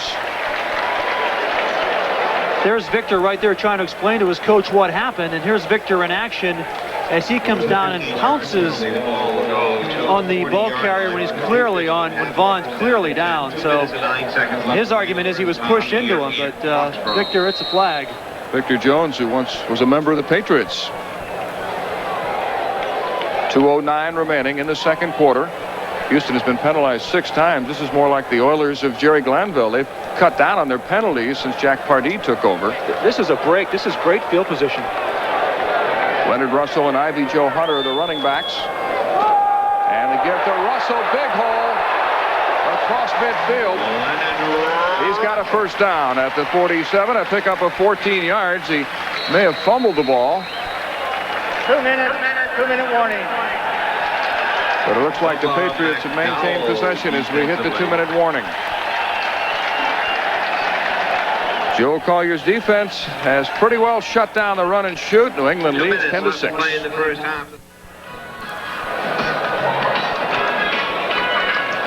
Welcome back. Take a look at Russell as he goes down very hard, and when he hit the ground, the ball came out. He was shaken up on the play, and now he's on the sidelines. Hugh Millen's pass deflected, but he gets it to Marv Cook, his most reliable receiver today. This is complete to Chris Dishman on the stop, along with Lamar Latham, the Oilers' first-round pick a year ago. Chris Dishman, along with Gain of 4 on the play. They line up without a huddle. 43. They're going to remark the ball. They might be getting a replay. Actually, they want to make sure everybody's set here, I think, and get the clock set. I'm not sure the play clock had a chance to be put into operation. Here we go. Now we are officially underway again. With 1:39 remaining in the half. Second down 6. Millen looking. Forces a pass, and it's incomplete as he tried to hit Greg McMurtry. Wasn't much there for him. McMurtry getting up slowly. Yeah, he might have the wind knocked out of him. Maybe came down hard on his shoulder. But that showed some maturity on Millen's part. He had nothing initially. He hung tough. He found McMurtry, who was covered, but he put it someplace where the defender couldn't get to it as McMurtry goes off the field here. And now let's check the ITT 10-minute ticker. Giants have opened up a 13-0 lead over the Browns. Raiders and Falcons tied 7-all. Washington now leading by 14 over the Bengals. Millen going underneath to Marv Cook. And he wants a timeout. He wanted to go deep, but there was nothing open. Had to settle for the short completion to Cook. Cook, who leads AFC tight ends in receptions, had another big day today. Let's take a look at Millen here. Again, he searched the field, as Mel said, looking for something deep. And when he couldn't find anything deep, again, a nice pass because there was a defender right there. And that's about the only place he could put it to ensure that the defender had no chance of picking it off. With plenty of time left here, with 1:17 left in the first half. And Millen, I think, has conducted himself quite nicely for his first start since, well, in a regular season game, since last season when he was with the Atlanta Falcons. Millen has always been in the wrong place at the wrong time. He was drafted by the Rams, went to camp, broke his ankle, and then they acquired Jim Everett, who became one of the best quarterbacks in the league, then picked up on waivers by the Falcons. He thought he'd get a chance to play there, but Jerry Glanville took over and put in a run and shoot, and he's a drop-back passer, so he didn't fit in there, and then was picked up by New England on Plan B, and this may be a good spot for him. He was rated the best Plan B quarterback available this year, and maybe of all time. As you see the measurement here, they might have to slip a credit card down there to see. Now, they've determined that it's short by about a half an inch. I've seen them at times slip a card down there, but they're sure of that this time, that it's about a half-inch short. But anyway, getting back, Millen was a Plan B because he put it in his contract. When the Falcons re-signed him last year after cutting him, he said, I'll come back and play for you, but at the end of the season, I want to be a free agent. And had they had their druthers, they'd have rather held on to him. So it'll be 4th and inches, and what will Dick McPherson do here? I don't think there's any doubt you have to go for it. Score update. Less than a yard, you're in Oilers territory. Russell, who was shaken up earlier, is back in the game, along with Ivy Joe Hunter, the lead back in the eye. Quarterback sneak by Millen, needing only inches. I think he might have gotten 2 inches. The Oilers run the run and shoot. The Patriots the run and sneak. Just as they unpile here, the clock is stopped with 1:13 to go, so that play just taking a few seconds. Millen's wondering. He shouldn't be wondering. He should be back collecting himself to see if he, anticipating that he has the first down and getting ready to call that next play. We may have to have a replay on the measurement. These two are so close. But sometimes they do replay to check where the line of scrimmage should be, where the ball is actually down. Yes. Way real close. If we can get Bo Orlando to move, we would be able to see. The Oilers think the pass is short, but it's a first down. Dick McPherson said, my priests, my brothers came through for me.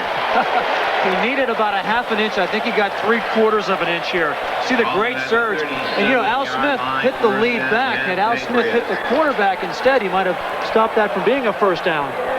10-6 New England, 1:13 remaining in the first half. This is the Patriots' 10th first down in the first half, so they've been able to move the ball effectively. Millen with a screen to John Bond. Vaughn has a first down. Al Smith on the tackle for the Oilers. Now only one timeout remaining for the Patriots. 1:01 to play. So Vaughn's had a big first half. First down. Delay of game penalty against the Oilers declined, and it's a first down. Big reception by rookie John Vaughn, a 5th-round pick out of Michigan. Dick Torrey said he's our best receiver out of the backfield. A big break. That stopped the clock. They can line up now, snap the ball. It's Vaughn again. As we are under a minute now, he takes it to about the 20. Working without a huddle. Great Childress defensively in the last play. Second and 7. Millen with a quick count. And the ball slips out of his hand. He has to run it. Yeah, He gets to the 22. He better think about a timeout here, too. And you got some shoving and pushing. Millen, I think, getting a little bit excited in this 2-minute drill as the clock is now running with less than 30 seconds to go. We're under 30 seconds. It looked like Sean Jones shot across too early, and a flag is down. Maybe they should put a clause if Sean is offsides there, although I did see movement with the Patriots. Might have to put another clause, take money away when he's offsides. Offside, number 96, 5 yards. That's twice today that Jones has been offsides. Sure, you give him $20,000 to get a sack, so he's fast on the trigger. Maybe take a few thousand away when he's offsides. It's a good thing you're not his agent. Well, I'm good at spending other people's money. 25 seconds left in the half. It's 3rd down and 5. Here comes a big rush on Millen. He gets it away. And there's a flag down in the end zone as he tried to hit Irving Fryer. Maybe pass interference against the Oilers. Yep. And there's Millen. Fryer being hoisted aloft by some of his teammates. He was waving his hands a little bit earlier. He's pumped. So was the crowd. Dishman was down in the area there, the defensive back for the Oilers. Pass interference, number 28 of the defense. First down, 1st and goal. 1st and goal for the Patriots. Take a look at Millen as he throws the ball. Great pressure on him as he hung in there. Sean Jones and others are back in there. Here's where the penalty occurred. Dishman on Fryer. Well, he's well downfield when he puts his hands on him. You can't have contact that far downfield. Fryer puts that kind of pressure on a defensive back, and I think Dishman peaked. Patriots don't have much time to get it in. 20 seconds left. 1st and goal. Russell busts into the end zone. Touchdown.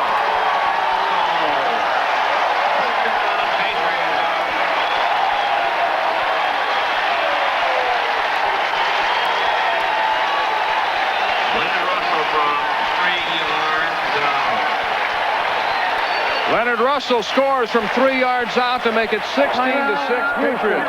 And there's an Oiler player down on the field. That's the first rushing touchdown for New England this year, and only the 3rd touchdown of the season. So the call with time running out in the first half, a running play.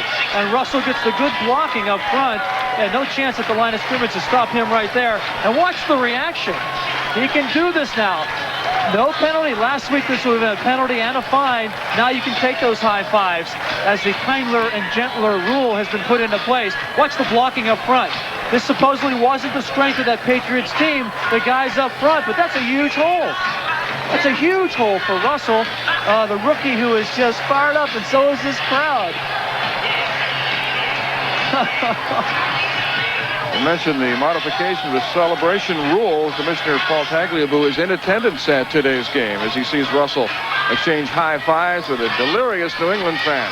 Well, the people up here, got good news earlier in the week when the mayor came out and said he wants a dome stadium near downtown Boston. Now, you look at the rookie there. He doesn't care about a dome stadium, man. He got his touchdown. So it's 16-6 New England. And the rookies are coming through. Look at the celebration again by Russell. I think this is a great part of the game. I mean, if Hal Irwin can do it in golf, slap high fives, you tell me football players can't? And the fans? I mean, you got to tell me football fans are tougher than golf fans, and that's one of the worries that, the fans surging in order to touch the football player might hurt somebody in that surge up in the stands. They can take it. These guys are tough. They watch football in the cold and snow. One of the Oilers injured on the play. And we're having a hard time identifying that number. These are the values that endure. The best things It looks like Doug Smith. 99, the big guy, Doug Smith. And good news, he is up, and he might have gotten a stinger because he's holding he's trying to shake off that left arm. And watch on the left-hand side of your screen here is he goes down there. I think what happened was with the arm tackle, in a desperate attempt to get at Russell, Smith, often you get a stinger, or in that case, you might get a mild dislocation. That has happened to me. One of my best tackles was the arm tackle. As impressive as Russell was scoring the touchdown, Hugh Millen equally impressive on this drive. His composure, be able to hang in under the pressure he got from guys like Doug Smith and Ray Childress and Lee Williams. And, Smith, one of the emotional leaders, and so emphasis that they take a bigger lead, but also they knock out one of the big leaders. And Jason Starofsky's conversion is perfect to make it 17-6 New England. Seconds left to play in the first half of this football game. The score: New England Patriots 17, the Houston Oilers 6.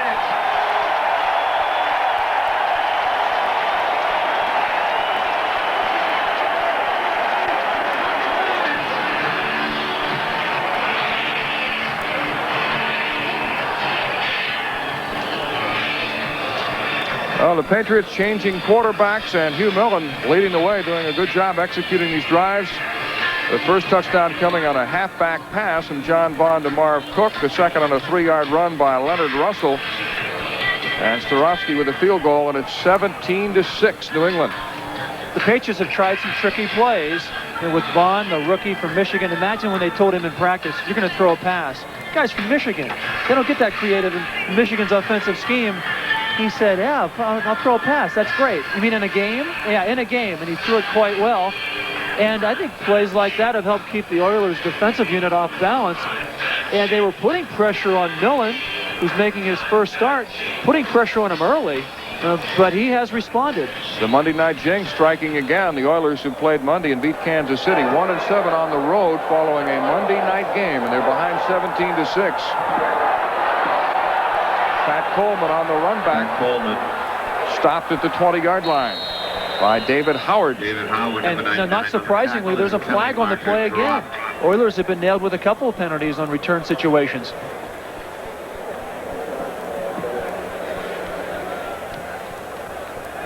Holding number 51 during the run back, 10 yards, first down. Holding against Eric Fairs of the Oilers. Updates are up in the NFL. New York Giants 13, Cleveland nothing. Green Bay 13, Miami 6. Pittsburgh 14, Philadelphia 13. Houston will have the ball at the 11-yard line. Their 9th penalty of the first half.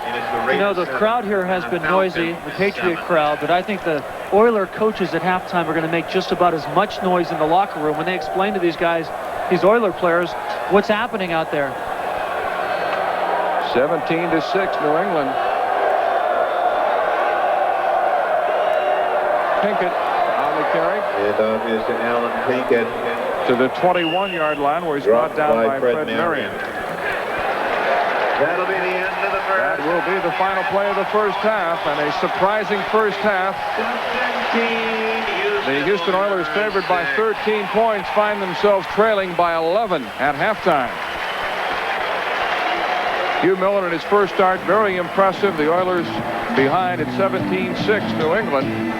And that's the end of the first half with the score 17-6 Patriots. It's now time for the Domino's Pizza NFL Live halftime report.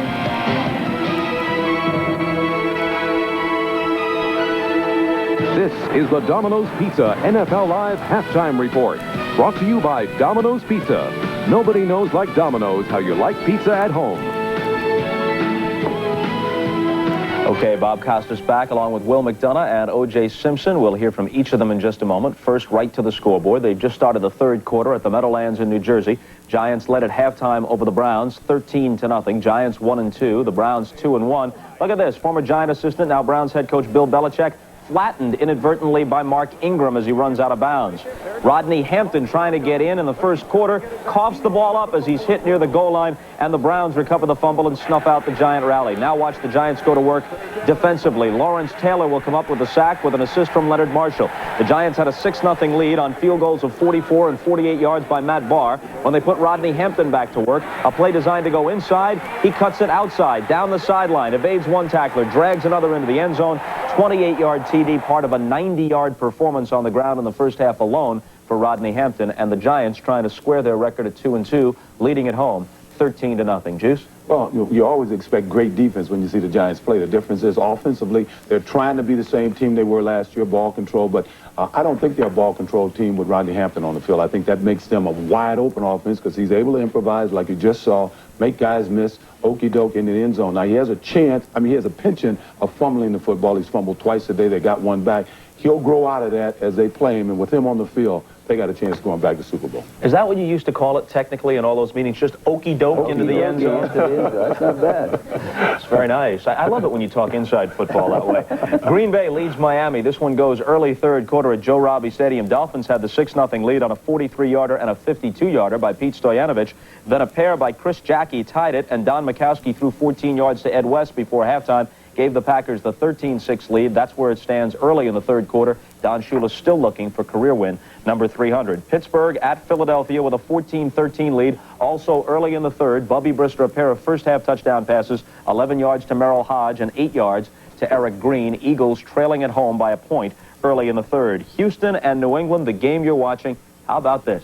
Patriots 17, Oilers 6 at the half with Hugh Millen in at starting quarterback for Tommy Hudson. Will? Explain this to me. Well, I'll explain it to you. I was talking to Dick McPherson on the phone Friday. He said, Will, I think we get a good shot at these guys because we have a very good defensive game plan against Warren Moon. I think the game shows two things. New England can play defense. They're not very good on offense, but they can play defense.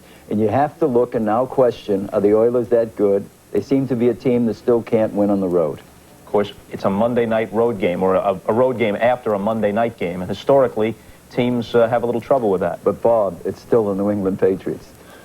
You know, that is sort of an overriding factor. I have to hand it to you. That cuts right through it and in simple fashion explains what the Oilers are up against. They're down by 11 and they have a half to do something about it. Moving along with the rest of the scores, Washington comes into Riverfront Stadium with a record of 3-0 while the Bengals are 0-3. This one was tied at 10-10 until Gerald Riggs scored his second touchdown of the first half, a 1-yard plunge capping a long Redskin drive. Then a short time after that, Brian Mitchell brought back a Bengal punt 66 yards for a TD, and at the half, the Redskins trying to become 4-0 lead 24-10. The Raiders and the Falcons are tied up at 7 apiece. They've just kicked off to start the second half at Fulton County Stadium in Atlanta. New Orleans has had a lot of trouble with the Vikings lately, but at the Superdome, the Saints, trying to take their record to 4-0, have a 13-0 halftime lead over Minnesota. And Detroit at 2-1 is playing at Indianapolis. The Colts are winless at 0-3 in the Hoosier Dome. They have the lead early in the third quarter, 10-7. Eric Dickerson had the Colt touchdown on a 2-yard run early in the first quarter. When we come back, O.J. and Will take a look at the comparative strengths of the AFC and the NFC. That's after these messages and a word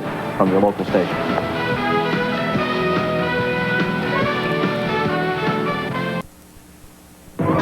This is the Domino's Pizza NFL Live Halftime Report. Brought to you by Domino's Pizza. Nobody knows like Domino's how you like pizza at home. Okay, welcome back. Today is an interesting day in the NFL for those who chart the relative strengths of the two conferences. That's because there are 8 interconference games this week. A quick look at recent history shows that the NFC has jumped out to an early 6-2 lead over the AFC after the two split the series last year. More importantly, the NFC has won the last 7 Super Bowls. We asked some of our NBC analysts for their opinions on the interconference rivalry. When I came into the league in 1978, I recall a Sports Illustrated cover in which the title was, "The Rivalry Has Become a Rout." During the 70s, the AFC dominated the NFC in Super Bowls 8-2. During the 80s, that trend was reversed, with the NFC dominating the AFC by a like score. What is going to happen in the 90s, I really don't know, because as far as I can see in football, when you go from running quarterbacks to quarterbacks in the pocket, from big backs to small backs, from tall receivers to short receivers, things are cyclical. And what is going to happen in the 90s, only Kreskin or Gene Dixon knows for sure. At this point in the season, apparently the NFC has a slight edge. My estimate is, by the time it's over, both conferences will have comparable victories. It also could be that at the lower end of the conferences, the NFC may have an edge. But my feeling is the two best teams in the NFL today are Buffalo and Houston. They can take on anybody, and I think one of the two, could very well be the Super Bowl champions. Well, a lot of fans think that whoever wins the Super Bowl or the Pro Bowl, well, that is a dominant conference. But as a player, it doesn't go like that. I think what we judge the dominance of either conference on is the fact and the record that they have when they play each other during the regular season. So even though all games count as a win, if you can beat the other conference, I think it's just a little extra incentive to go out and do it. Quite naturally, I've been impressed with the start of the Houston Oilers, and I also know the Buffalo Bills are going to be there throughout the year. But I think the cast of characters in the NFC goes a little deeper this year. The good start by New Orleans, Minnesota playing well. I think Atlanta will be improved, Detroit 2-1. I think the NFC is still a little stronger. All right, agree or disagree with Parcells? Well, I think the NFC's had the better teams. That's why they've dominated in the Super Bowls. But I disagree with Bill. I think over the decade of the 80s, or since the merger, overall, the AFC has had the better teams. Why? You look at it in the standings, and AFC, even in the 80s, while they were losing Super Bowls, were dominating each year, year to year. Yeah, I think where it throws you off is at the top, because the NFC has won so many Super Bowls. You look back in the 70s, it was the Dolphins, the Steelers, they won most of the games. And then in the 80s, we came up with the Redskins, the Giants, the 49ers. I think that's about to turn. It's a cyclical thing, and I think, like Bill Walsh pointed out, I think the Bills and the Houston Oilers are the best teams, and I think they may turn it around, and it may be an AFC conference, or the AFC conference, that dominates Super Bowl in the 90s. You both agree that the Bills are the best team right now in the entire league? No, I don't. I still think the NFC is the better teams. Washington and San Francisco, I think, are the two best teams. No, I think it's the Bills in Houston. Only time will tell when my undefeated Bills. All right, speaking of time, we're out of it for this segment, and NFL Live halftime activities will continue in just a moment.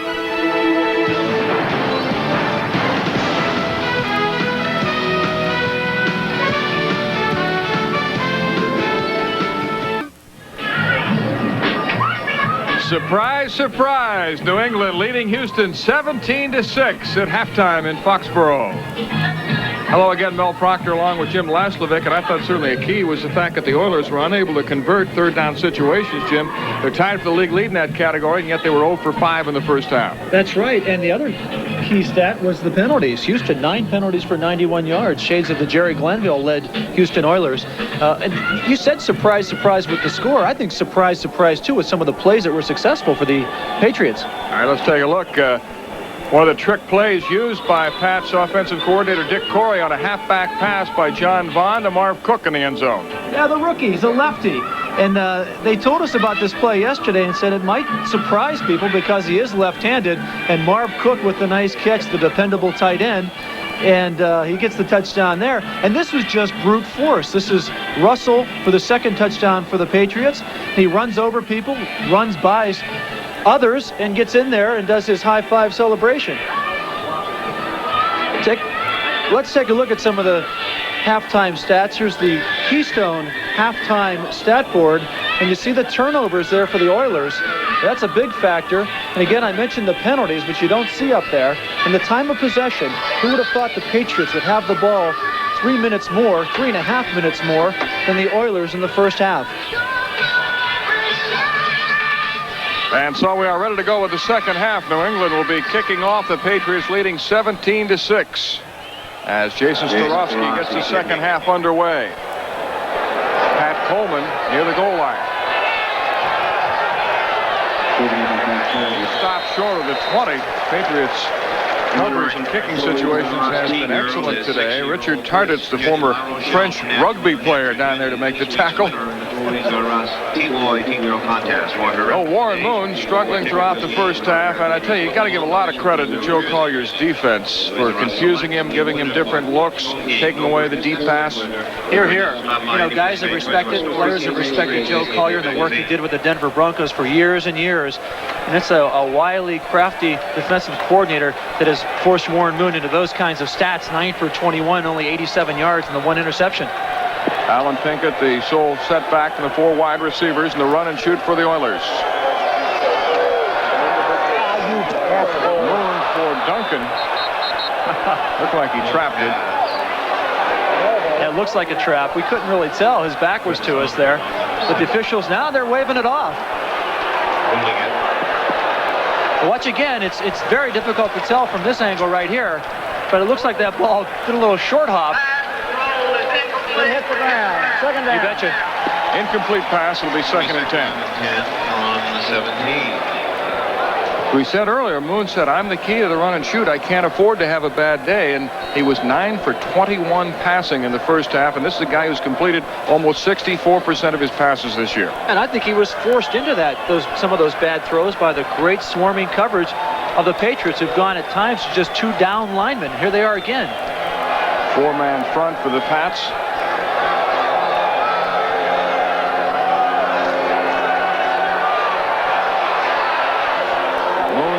Incomplete, intended for Drew Hill on a slant. Jerome Henderson in coverage for the Patriots. And that's the key. Henderson was trailing him right there. And the Patriots have gone to 2 linemen and 2 linebackers in a 3-point stance. And those are the 4 guys up front who are given the pressure and causing so much trouble. You can see the coverage was there, a step behind, but close enough to cause the bad pass. It'll be 3rd down and 10 for Warren Moon, who had a great career in Canada playing for the Edmonton Eskimos. He led them to 5 Grey Cup championships before joining the Oilers.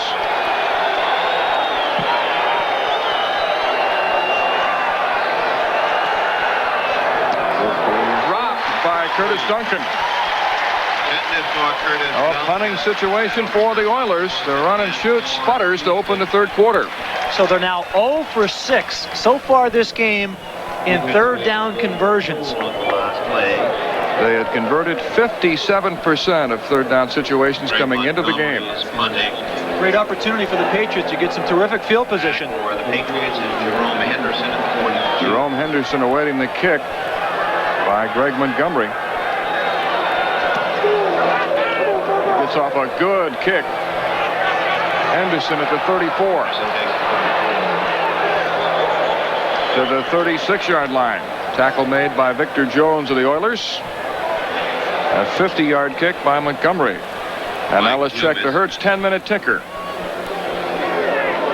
The Giants leading Cleveland 13-0. Green Bay ahead of Miami now. Philadelphia up by 6 over the Steelers. Redskins leading the Bengals by 14. The Raiders and Falcons tied in the 3rd quarter.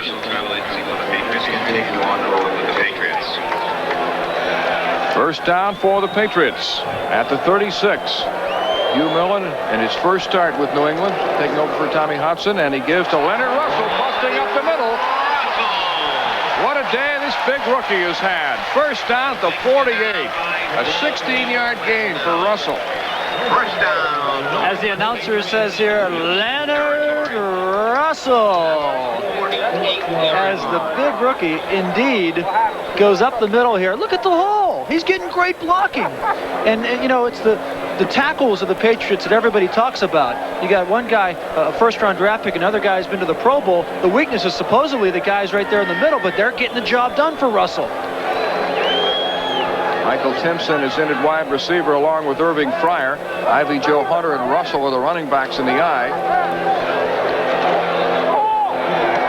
Millen's pass is complete for a first down at the 33 to Irving Fryer.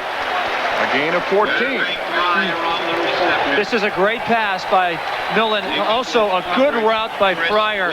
Again, they respect his speed. So Dishman's there, and this isn't bad coverage, folks. He makes the break with the receiver, and Millen puts it the only place he can. That's a good throw by the quarterback, and a great job by Fryer. Patriots came into this game dead last in passing offense. And in scoring, averaging only 7 points a game, but they've been able to move the ball effectively today. Leonard Russell picks his way forward. Russell and his teammate, linebacker David Howard, are both from the same high school, Long Beach Poly High in Long Beach, California, a school that's become a football factory. That high school has produced 36 players who've gone on to play professionally, including 31 who've played in the NFL. Second down at 8. Ball at the 32. Second down and 8. 12:31 remaining third quarter. The Patriots lead 17-6.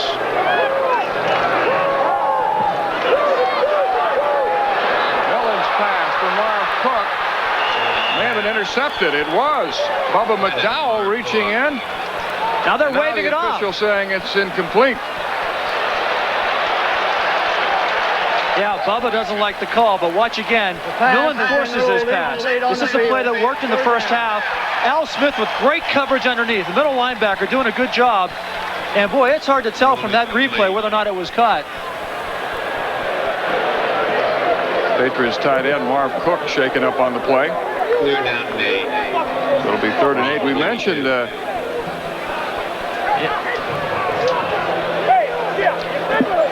take a look again, and again, McDowell has his back to us because it's really difficult to tell whether or not he caught the ball or trapped it, but they're going to review it. Now, there's Al Smith, 54, the middle linebacker on coverage, doing a good job. Ball goes off the tight end's hands. and they are reviewing this play. McDowell thought he had an interception. Yeah, there's a couple of us up here who think the same thing. Of course, there was that crucial reversal in the first half. Yeah, on the what was first called a fumble by Warren Moon was then called an incomplete pass, and the Oilers were able to pick up a field goal. Now, will this be reversed or not? What makes it so difficult to tell is right when the ball is being controlled by McDowell, watch here. He turns his back, he goes down. Now, where's the ball? See the ball, the tip of it right there? Does he have control, or does it touch the ground before he has control of it? And then watch how he scoops it back up, which would seem to indicate he didn't have total control of it when it first hit the ground. No. After review of instant replay, as called on the field, incomplete pass, third down. Incomplete pass as referee Jerry Austin. Oilers defensive coordinator Jim Eddy, very animated. And very good at what he does. And very unhappy with that call. Third down, 8. Hugh Millen is 12 for 20 for 138 yards so far. Matt Millen is the linebacker with the Redskins. Flag down on the play. But Hugh Millen making a name for himself today against the Oilers. Before the snap, number 78, false start, 5 yards, still third down. Left tackle Bruce Armstrong, the Pro Bowler. They're down to 13. You can see Bruce here at the bottom of the screen, the offensive tackle. And I'm sure the pressure that the Oilers put on you with how quick they are in that defensive line has him a little bit jumpy. Bruce says he's never played on a winning program. In high school on a losing team at Louisville when Howard Schnellenberger took over, they were losers, and they've had a losing program so here in New England. He said he is sick and tired of losing and hopes they can get it turned around under Dick McPherson. 3rd and 13 for Millen. In trouble, but gets it away to Marv Cook. But they needed 13 yards for first down. Yeah, great job of improv as Ray Childress applying the pressure. Chris Dishman was in on the tackle. Watch again as Millen, he's not a real quick guy. He's quick enough to get out of trouble when he has to, but I don't think he's quick enough to take off running downfield. And there, in the grass last year, that might have been called. This year, of course, with the rule change, a second player would have had to have been in his face and threatening him before in the grass would be called. So good job, and I like that rule, by the way. Good change. Sean McCarthy into punt, looking for placement. This punt.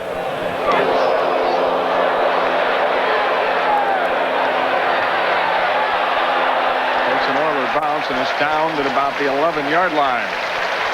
So with 11:26 remaining in the third quarter from Foxboro, it's 17-6 Patriots.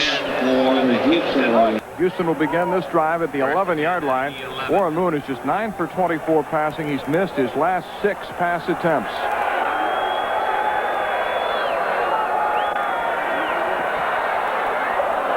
Going deep for Jeffries, and he's got it at the Patriot 49. Maurice Hurst making the tackle on Jeffries. Jeffries had the 9 catches on Monday night. He gets a 41-yarder with this catch right here.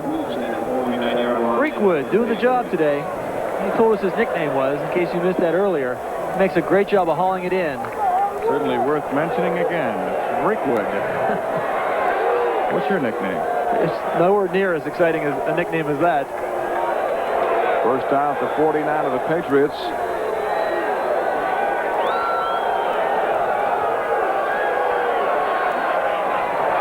Pass incomplete. Looked like Jeffries might have been held up by Hurst, but no penalty on the play. And now let's check the Hurst 10-minute ticker. Defensive coverage. No change in any of these games. Second down and 10. And elsewhere, the Redskins adding 3 points and a low Miller field goal. They lead 27-10. The Raiders and Falcons tied 14-all in the third quarter. The Lions leading the Colts 16-10, and New Orleans ahead of Minnesota.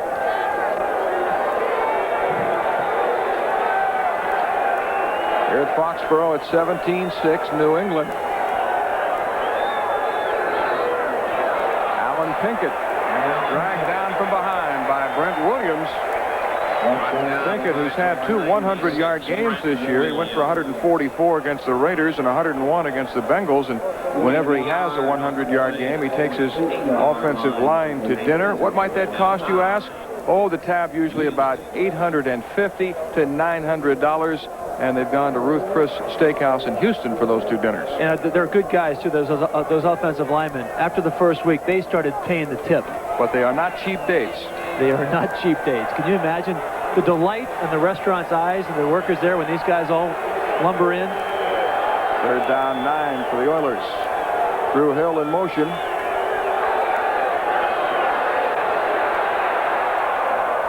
Moon's pass batted down by Jerome Henderson, who's played a terrific game.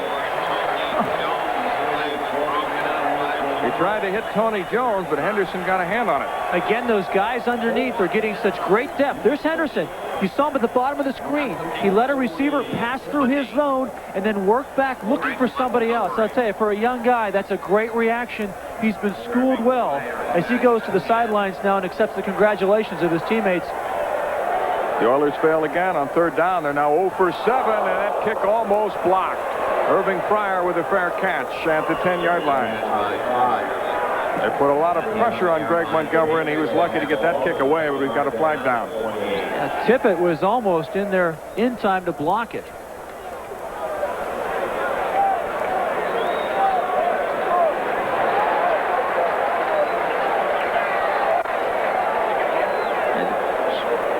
Yeah, we're going to have a penalty against the Oilers. They may be forced to kick again, which would give the Patriots another chance to do this. They might decide to put the pressure on and go for it this time. Tippett almost had it. Tippett almost tipped it. Illegal man downfield, number 30. Penalty is declined. First down. Timeout. And we'll return to Foxboro, where the Patriots have an upset in the making. England leading Houston 17-6 with 9:39 remaining. Third quarter action from Foxboro. Hugh Millen to Leonard Russell as a touchdown to his credit today. At halftime, the Patriots honored their great guard, John Hanna, who was inducted into the Hall of Fame this year. In a ceremony, he received his Hall of Fame ring and thanked the Patriot fans for their support over the years. I want to thank you. I want to thank this organization, Mr. Kayam, Mr. Tagliabue, the commissioner's office. He's here. It's great, and this reception is unbelievable. And I just want to thank you, the fans, for making a great career. Thank you. John Hanna for 13 years, rock here in New England. The Patriots at 91, the story today, with a young running back leading the way, Leonard Russell, with a sizable pickup brought down by Johnny Meades and Bubba McDowell. You played against John Hanna. What was he like? He was a gentleman out on the field. You know, when you played against Hanna, he'd get the blocks on you, he'd do it cleanly, and if you weren't careful, he'd put you on your back. You always had to be very wary with Larry when he was out there blocking on you. But again, a clean player, a guy who fought through a lot of adversity because the Patriots were so bad for a while. He wanted to quit. He stuck with it. He got his Hall of Fame ring. He's in the Hall of Fame in Canton. 3rd and 1, double tight ends. They give to Russell. Second effort. And it's going to be close. Very close.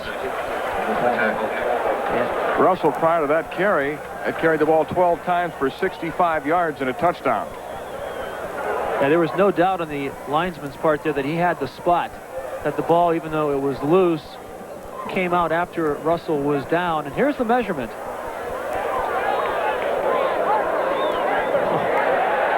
The difference in the game has been the Patriots' ability to convert those 3rd down situations and the Oilers' inability to do so. Now here's the replay, and again, a good job, a good surge by his offensive line. And if he would have just taken it straight ahead, he would have had it easily, but instead he decided to run into Al Smith, which is always a tough thing to do. And then Chris Dishman came up to finish him off. First down for the Pats at the 21-yard line. Ivy Joe Hunter and Leonard Russell are in the backfield. Russell following Hunter. Al Smith with a big hit. He really stacked him up. And let's go back to New York. Bob Costas, NFL Live, for an update. Mel, good one going in Atlanta. After Jay Schrader's second TD pass of the day gave the Raiders a brief 14-7 lead, it's Chris Miller off the play fake, lofting this 25-yarder to Steve Broussard. Ties it again at 14 late in the 3rd quarter at Fulton County Stadium. Mel? All right, Bob, back here in Foxboro, the Patriots lead Houston 17-6. The Oilers have managed only a pair of Ian Howfield field goals today. 2nd down and 8 for New England. Hugh Millen, very impressive in his first start as a Pats quarterback. Ivy Joe Hunter fights for a couple of yards. Johnny Meades makes the tackle for the Oilers. They call him the Sandman because he puts quarterbacks to sleep. In my case, they'd send a limo to the airport for me. Whereas the Sandman can pound him, and so can Smith. All those guys can pound him. His middle name is actually Sand. His father admired former Major League pitcher Johnny Sane, and there was a mix-up in the spelling. They spelled his middle name Sand instead of Sane, and that's where the nickname came from. Well, you baseball guys, you know it all. Flag down. Dropped at the 21. The officials have been busy today.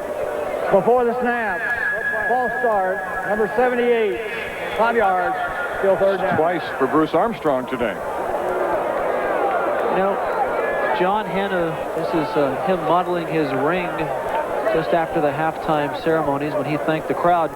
And really that crowd was excited and thanking him. A loud, long, standing ovation for the first Hall of Fame member from the New England Patriots. 9-time Pro Bowl, played 13 years, and a great gentleman and a great, diplomat now, I guess, for the sport. He's taking up golf. I think he'll take that ring off when he plays golf. I guess he sprays it around the golf course pretty good right now, like a lot of big guys do when they first get out there. The Patriots are 3 for 10 in 3rd down situations, trying to convert here. The give to Russell. Not this time. That'll bring up a punting situation. Very safe call with the handoff, not wanting to take any chances of a turnover. Not a popular call, but listen to the crowd. That's right. The offensive coordinators in the crowd are saying, what gives? Put the ball up. Let's get the first down. So Sean McCarthy signed this week to replace Brian Wagner. Wagner was cut last week and punting from his own end zone. His punt hit Eugene Lockhart in the backside, was recovered for a touchdown. The Pats said that wasn't the reason he was cut, but it certainly didn't help. They said it was really Lockhart's fault for stepping backward. Good kick by McCarthy. Pat Coleman at the 26.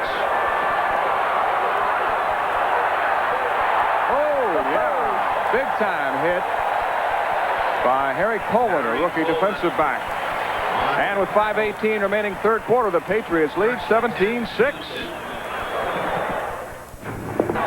Class is in session on the sidelines. Defensive coordinator Jim Eddy telling the Oiler defenders exactly what plays, what formation, what down and distance the Patriots were running those plays. First down 10 for Houston at the 30. The Oilers trailing 17-6. Lorenzo White is in for the first time, and he gets the call. And a flag down. White was a leading rusher last year with 702 yards, but he held out, reported late. Was in uniform last week but didn't play, and Jack Pardee said we need to get him in there. He's a little bigger back, perhaps a little better blocker than Alan Pickett. 78 of the offense, 10 yards, still first down. I thought that's a call on Don Maggs there. Boy, that's going to set them back some more. Look at the replay here as White gets his hands on the ball. They're looking for a spark. They go to somebody else on the bench, somebody with fresh legs. Real close to being a face mask penalty, but it isn't. And the penalty against the Oilers for holding on Maggs. 10 penalties against the Oilers for 101 yards. You can't make those kinds of mistakes and expect to do well. We need to overcome that at this point. First and 17. The Patriots go with 6 defensive backs. Warren Moon has missed 8 of his last 9 passing attempts. Incomplete again. He's had a terrible day. He's now 10 for 28 as he tried to hit Ernest Gibbons that time. And conversely, the secondary for the Patriots has had a wonderful day. They're communicating so well back there, and what they're doing is they're passing off receivers, and Warren, obviously 10 of 28 passing. And you don't expect those kinds of numbers against the Patriots defensive backfield that is, you know, statistically coming into this game, one of the worst in the NFL. 4:48 left third quarter. The Oilers are still without a touchdown. They're having difficulty moving the football.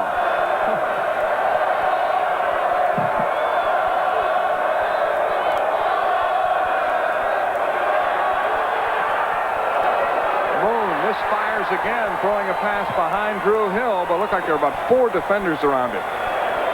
This is the point where, you know, the quarterback has to wonder what's going on. When is it going to start to click? The crowd has gotten into it as Moon goes back to pass here in the replay. They've started chanting, Warren, Warren, like a lot of baseball fans will chant, Darryl, Darryl. And here's his reaction. Again, just missing with the ball thrown a little bit too high. And he told us that noise is one thing that affects the run and shoot, because he has to call so many audibles that if the crowd is noisy, and here he's calling, it appears he might be calling a timeout. He wants some kind of ruling here from the official. There's the crowd. Less than capacity crowd, around 36,000 expected for today's game, but they've made a lot of noise. Yeah, I think the play clock is out on one end of the field where Warren is looking, and he's just telling the official. The official attendance today, paid attendance 37,702. And when your team is winning and you're 37,000 strong, the clock at 25 seconds. You sound a lot louder when your team is winning, and the explanation there that it was the 25-second play clock that is not operating. Maybe this is the kind of break that Warren Moon needs to settle down. The 25-second clock will be kept on the field by the field judge. Jim, with the run and shoot, that he relies so heavily on your quarterback, and if he is having a bad day, as Moon obviously is today, that you're virtually helpless. You have no other weapons to turn to. Yeah, he admitted that to us. And he's been forced into this bad passing day because of the great coverage. He's just... You can see the play clock down on the bottom left of your screen. It will be kept now on the field, which will add to the confusion of Warren Moon and Hugh Millen. Another third down situation for the Oilers, who are 0 for 7 in third down conversions. Complete to Lorenzo White. He is short of a first down, brought down to 36 by Darryl Fullington and Jerome Henderson. And did you see the way the Patriots were swarming? They were dropping deep again to take away anything deep on that third and extra long situation. And so when the screen happened, well, that's fine. You just get up there. And the thing for the linebackers is to stay on your feet. Great job there by both of those guys, just avoiding the blockers and staying on your feet. Greg Montgomery is in to punt. He has been busier today than ever before this season. This will be his 4th punt. Jerome Henderson at the 20. Brought down to the 24-yard line. So with 3:52 remaining in the third quarter, it's the Patriots 17, the Oilers 6. Chevrolet in Milford, Massachusetts. Warren Moon was telling us last night about the difference in the Canadian Football League and here in the NFL. One big difference, the field is much wider up there. And he said, you know, quite often I feel like I wish I had a wider field here. And I'm sure that's what he's thinking today. He's had a tough afternoon. Hugh Millen over the middle, intercepted by Bubba McDowell. Oh, a costly turnover there. Flag down on the play. And this is the kind of break that good teams make for themselves. Guy goes out and gets an interception, gets in terrific field position. Apparently there is no penalty, so the Oilers will take over on McDowell's second interception of the year. Here's Millen back to pass, and you know, you can play it conservative at this point. You can see he gets banged around a little bit, or you can go for it here in a first down situation and risk something like that. So, you know, all these people in the stands who are cheering and wanting more passing, they got it, and that was the result. Bubba picks up the interception. His interception gives the Oilers a first down at the 38. The Patriots go with 6 defensive backs. Moon to Drew Hill. Knocked out of bounds after a short gain by Mickey Washington. And they were so patient on Monday night, taking that short stuff that the Chiefs were giving them. Remember in that second half on Monday night, they had 2 9-minute-plus drives. And this is the kind of stuff they were hitting on. You know, just take your 3 or 4 yard pass and let the receiver pick up 3 or 4 more and chip away. And maybe that'll restore Warren Moon's confidence. Gain of 7 on first down and second down and 3.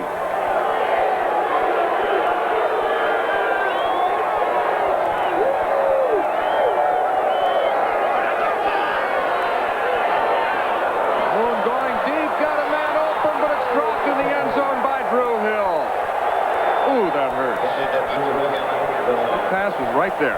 And again, much similar pattern underneath. Warren first looked for the underneath guy and then glanced downfield, and Hill was running wide open. Now watch Warren. He's looking out in the flat here. Well, that's taken away this time. So, hey, what's open? The deep pass. And he gets it there right where he has to, and the ball is just dropped. Couldn't have been thrown any better. Oh, watch Warren here. Warren goes, I've thrown a good pass. It's one of my most dependable receivers. Oh. And another third down situation staring the Oilers in the face. They're 0 for 8 today. They need this one.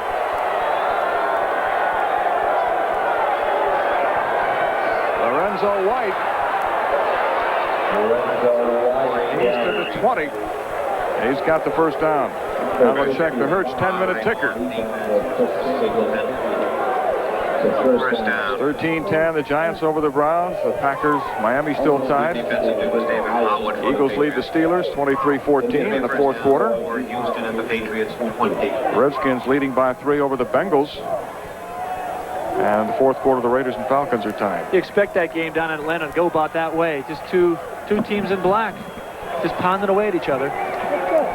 First down for the Oilers at the 20 of New England with 2:31 remaining. Third quarter, the Patriots lead 17-6.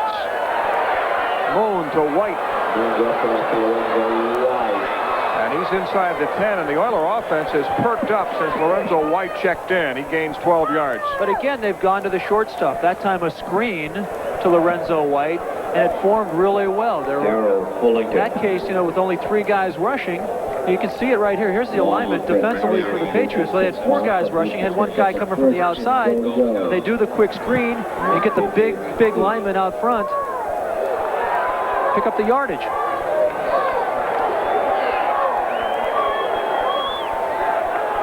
First and goal to go at the 8-yard line. The Patriots leading 17-6. Less than 2 minutes remaining in the quarter. Ernest Gibbons in motion. And Moon trying to call a timeout before the play clock expired, and he did so.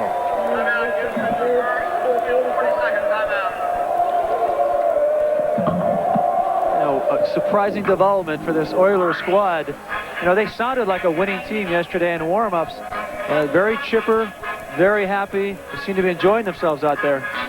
And tonight it's the real-life deep-sea adventures of Mark and Brian when they come face-to-face with the jaws of death and a death-defying dive into a shark tank. And here's an eerie update. Kids who can hear the thoughts of dogs is that you barking, Jim?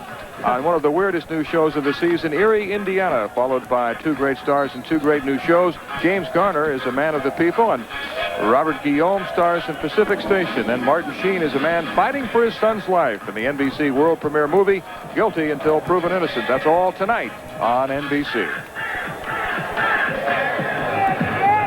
So they have talked it over with the Oilers, and they're going to have at it here. Still plenty of time. A minute 35 in the third quarter. They're down 17-6. There's no reason to panic. Just keep pounding it in there with the short passes, and they can accomplish what they want. First and goal at the 8-yard line.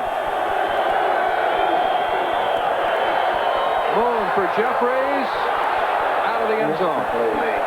Incomplete. Maurice Hurst back in coverage for the Patriots. Jeffries thought he was pushed. Yeah, Jeffries says, I felt it. You mean you didn't see it? And here's the coverage. Maurice Hurst.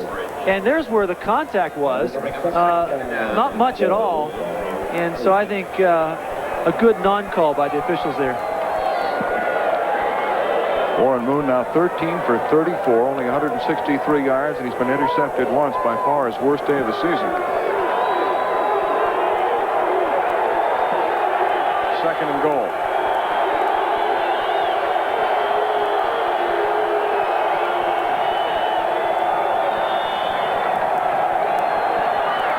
Intercepted in the end zone by Jerome Henderson.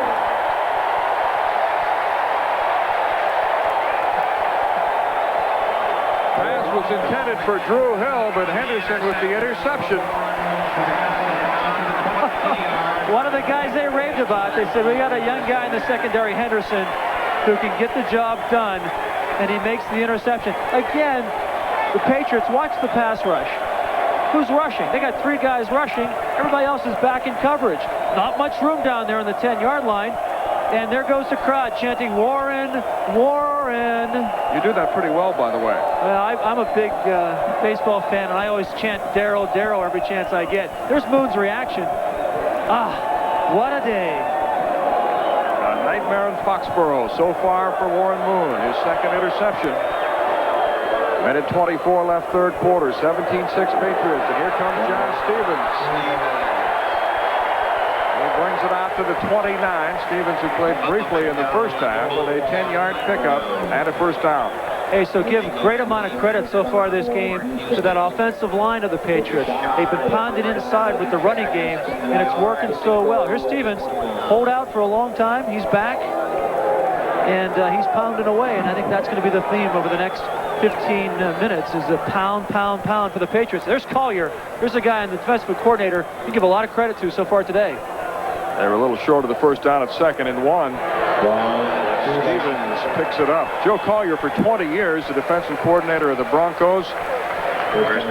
He was brought in here, and one of his defensive linemen, Brent Williams, was talking about how complicated his defense is. He said it requires twice as much study time as the other defense they used. He said there are 100 different fronts that they can show. Very complex defense, but quite effective. And the Oilers were concerned about this wily old fox to the point where they got out some 88 Bronco films to look at his defense. Yeah, smart thing to do. Always had well-prepared defensive units. He hasn't been here long. He hasn't had a chance to put his system in. Listen to the crowd appreciating the effort through the first 3 quarters of their Patriots. It's 17-6 New England, and we'll be right back after these messages from your local station.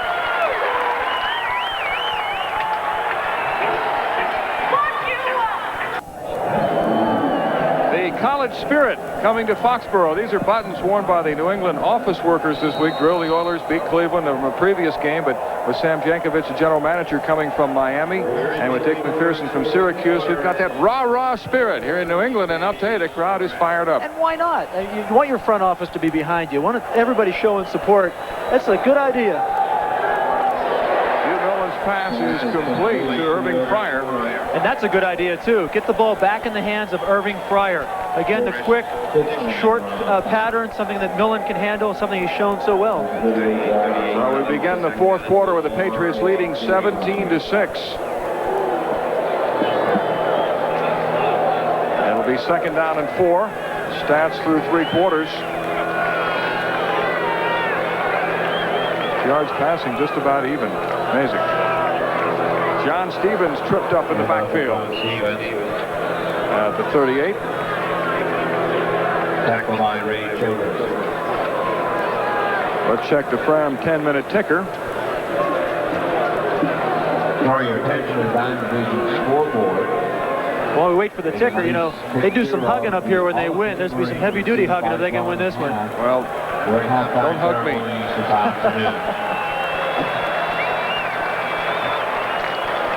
Third down 3 for New England at the Patriot 39. Hugh Millen from the shotgun.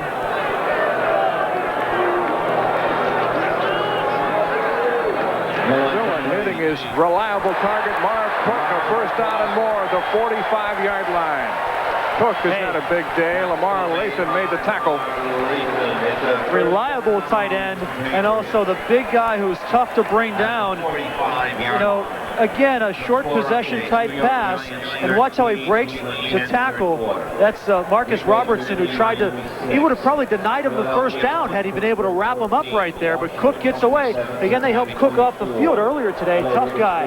7 catches today for Marv Cook, including a touchdown. That's 20 now for the season. He's among the leaders in the NFL among tight ends. Marvin Allen and John Stevens are the running backs. First down 10 for New England. And Hugh Millen calls a timeout. Millen taking over for Tom Hodson this week. Done a terrific job under a lot of pressure. He's completed some tough throws. The Patriots have the Oilers on the ropes. Mel Proctor with Jim Laslovic back in Foxboro with the Patriots leading the Oilers 17-6, 13-10 remaining. Fourth quarter, Hugh Millen making his first start. Has completed 15 of 24 passes for 151 yards. Good game plan by Dick Curry, having him throw those short, high percentage passes. I agree with that.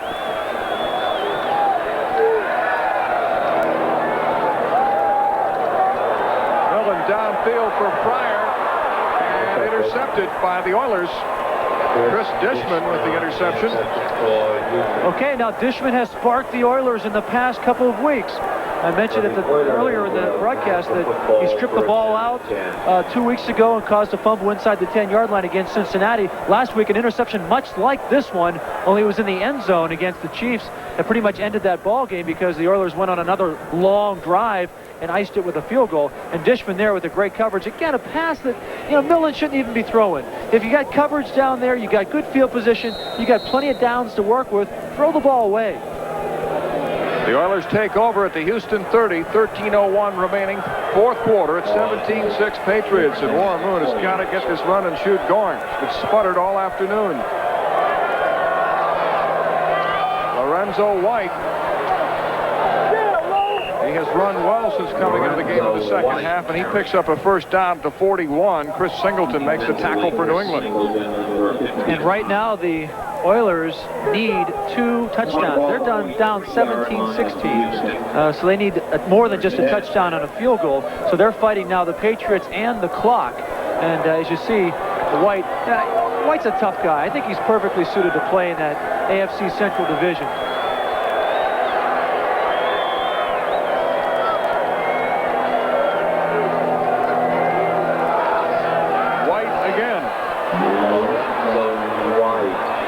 Second effort gets him to midfield.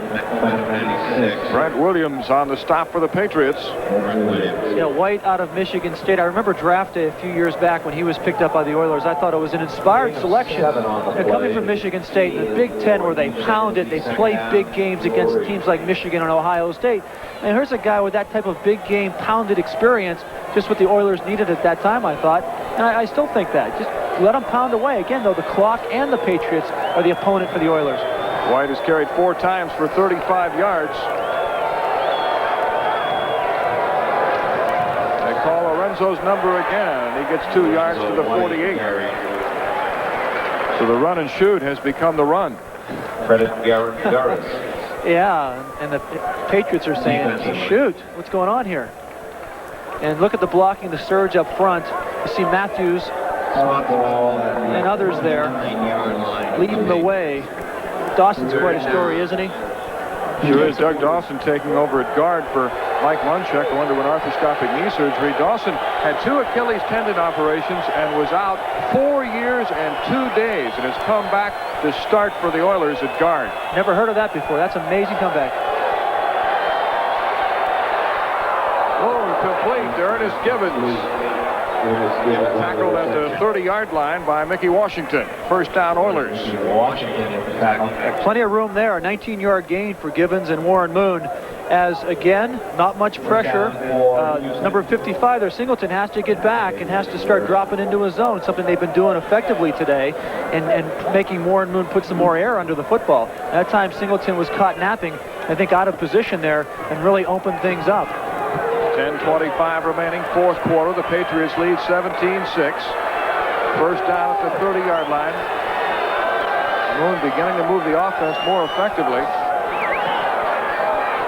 Complete to Duncan. At the 25, a pickup of 5 yards. So they're chipping away here, taking those little ones, and the Patriots defensive unit has to start to feel the pressures. Guys like Duncan are going to get their catches. They're going to find their openings. This offensive unit has been successful against playoff teams from last year so far this season. It's not about the let up. Not a typical Warren Moon day, though. Intercepted twice. Second down, 5.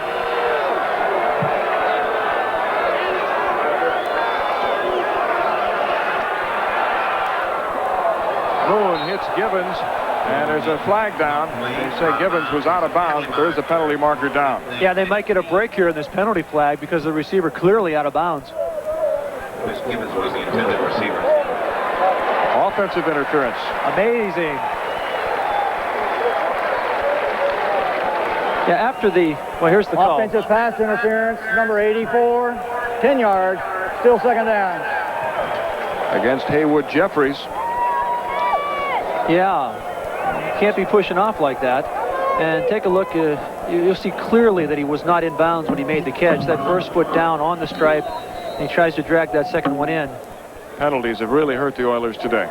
You know, after they won on Monday night, a lot of people were saying, the bye weekend coming up, you can't be looking ahead. There's Dick McPherson. He's not looking ahead. He's checking that clock. He knows this next 9.5 minutes is going to be tough. Second down, 15. 17-6 Patriots. Gibbons is in motion.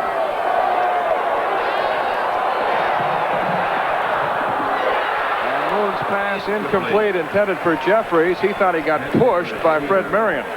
Well, it's almost an automatic reaction now for players to say that after they drop it. There's some shoving out there. Jeffries is down there pushing with the defender. As Moon did the roll to the right, nothing over there, comes back, sets up, and look at Jeffries down here. The ball deflected and falls harmlessly away as Jeffries is a guy who tries to pump up his team. And sometimes defensive players just want to grab and say, get back to the huddle. You're in my home field. This is my backyard. And some of that is going on now. And again, as players get tired, they have a little less patience with that kind of stuff.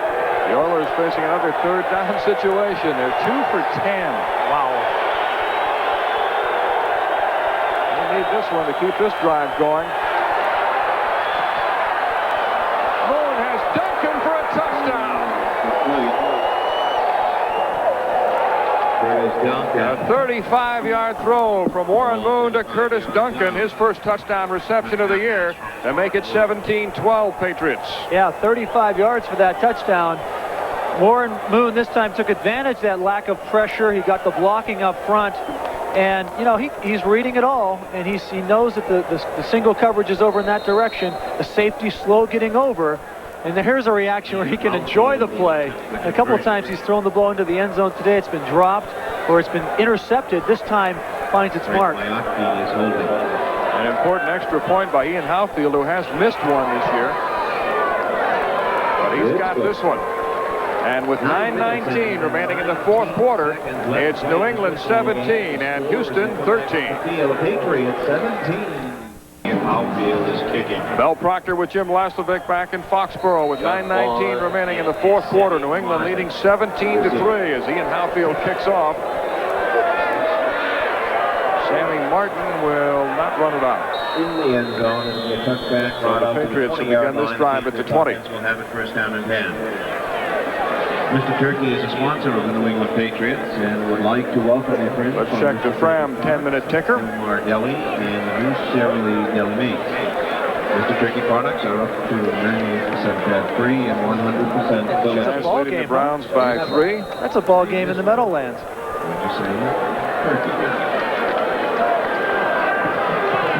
Atlanta's taken the lead 21-14 over the Raiders. And the Bengals have come back to tie the Redskins. Whew. First down for New England. Leonard Russell back in the game, and looks like Marv Cook recovered it following the Russell fumble. Wow. The omnipresent Marv Cook, who has 7 receptions today, a career high, and recovering a key fumble here. Here they come right at you. And Russell has done so many wonderful things with that football today. This is less than wonderful. And here's the reason why. He takes the helmet right. Well, he just drops it here when the shoulder of the tackler knocks it loose as Richard Johnson got in there. And Marv Cook, heads up play. That's why you always hustle with the football. You get around it till the whistle blows. You make plays like that. Second down and 2 for the Patriots. Russell stacked up. We mentioned earlier Russell and David Howard, a linebacker, both from Long Beach Poly High School in Long Beach, California, a school that has produced 36 professional football players, 31 who performed in the NFL, and what a list of alums it is, including Mark Carrier of the Bears, Stephon Page of Kansas City, Tony Hill, the great Cowboy receiver, Gene Washington of the 49ers, Earl McCullough, Apollo Creed, yes, Carl Weathers, who played for the Raiders, went on to film stardom as Apollo Creed and Action Jackson. He also went to Long Beach Poly. That's an amazing collection of alums, isn't it? Amazing. Amazing. Third down 1. Russell picks up the first down, an all-important first down as they maintain possession. Chris Dishman made the tackle for the Oilers. We have 7:36 left in the fourth quarter. Yeah, Leonard Russell, you may be taking your linemen out to dinner this week. Albert Crawford, the left guard, Gene Chilton, the center, and Danny Villa, the right guard, are just getting that surge. And those are the guys that have the biggest question mark on them at the beginning of the season, at the beginning of this ball game. It's the tackles they felt were their strength, but it's the yardage up the middle they're piling away and getting. 17-13 New England. Greg McMurtry in motion. It's Russell again. Nothing doing this time as Doug Smith wraps him up. Big play by the leader of those guys up front. You know, Doug Smith has to break through at a point like this in a very important game. The Oilers have the bye next week. They want to go to the bye 4-0. As I said, they're looking ahead. As you see, Doug just slicing through there. You can't let him go. Somebody has to get a shoulder on him and slow him down as they were slanting in that direction. That's probably a read they picked up, and an automatic is to slant him in there against a formation like that. Second down and 11 for Hugh Millen. Ivy Joe Hunter and Russell are the running backs. Millen to McMurtry, stopped at the 35, well short of a first down. This is going to bring up a critical third down situation. Richard Johnson made the tackle for the Oilers. Another important situation. You know, there's Dick McPherson and Tommy Hudson. I like that play. It's always been one of my favorites.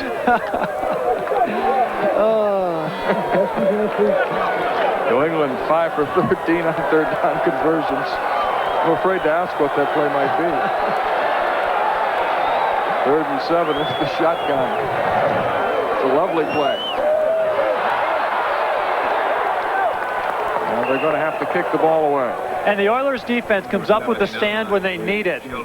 They put the pressure on Millen. They're going to get the ball back. There's plenty of time. 5 minutes and 40 seconds to go. Look at these guys. Have they been working today? Big stop by Ray Childress, the Pro Bowler. They've been in a football game. There's Lee Williams. And here's the pressure as Millen looking downfield in the 3rd and 7 situation. And nowhere to go and gets pinched in by those guys just the way they draw it up. Sean McCarthy kicking to Pat Coleman. Done a good job today. It's a short kick, though. Coleman will take it at the 31 and stopped in his tracks. Tackle made by Richard Tarditz. With 5:11 remaining, fourth quarter, the Patriots trying to hold off the Oilers. Ever since Mitsubishi Motors began 75 years ago, Mel Proctor with Jim Laslovic and Foxboro with 5:11 remaining in the fourth quarter. The New England Patriots primed for a big upset, but Houston with plenty of time left and 2 timeouts remaining as they begin this drive at the 31. Warren Moon has completed just 16 of 39 passes today. He's been intercepted twice.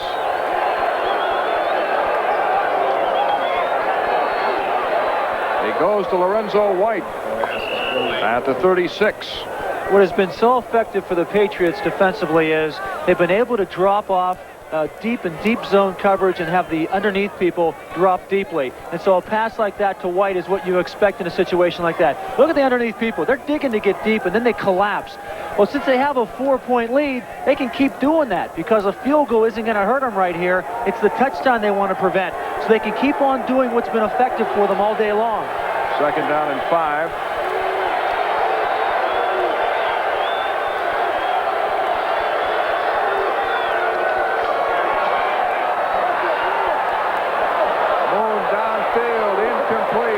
For Ernest Gibbons. And stride for stride, you had Mickey Washington, the cornerback, as again, the last thing the Patriots are going to do is let anybody get behind him here.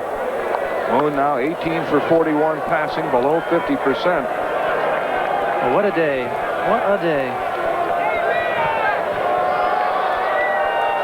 4:24 remaining at 17-13 New England. There's still plenty of time. Now, this team can move the ball so well effectively with the underneath stuff.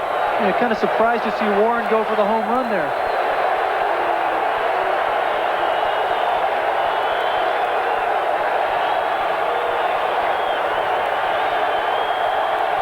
And a mix-up. Moon is upset. Big timeout right there. They have to use the timeout. They have 1 left. It's a 3rd down. He wants to make sure he gets the right play run. But that timeout will probably have to, come in handy. Why not? Close ball game.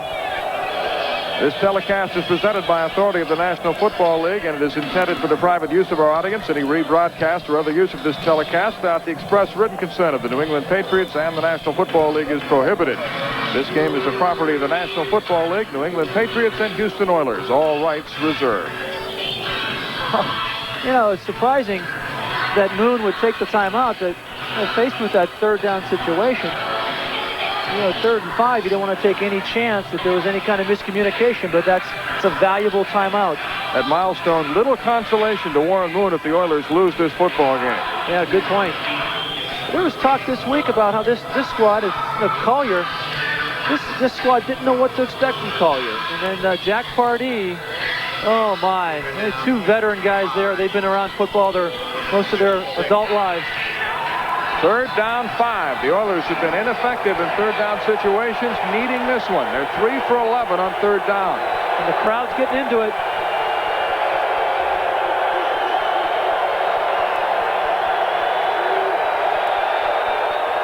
White. 1st down Oilers at the 48-yard line. Big run by Lorenzo White, brought down by Mickey Washington and Darrell Fullington after a 13-yard gain. And no huddle. Moon's calling everybody up to the line of scrimmage. They want to keep going. They have only 1 timeout left. Again, they had a lot of guys up front there and then dropped them back off into pass coverage, and they took advantage of it with that run there by Lorenzo White. 3:54 remaining, 4th quarter. The Patriots lead 17-13.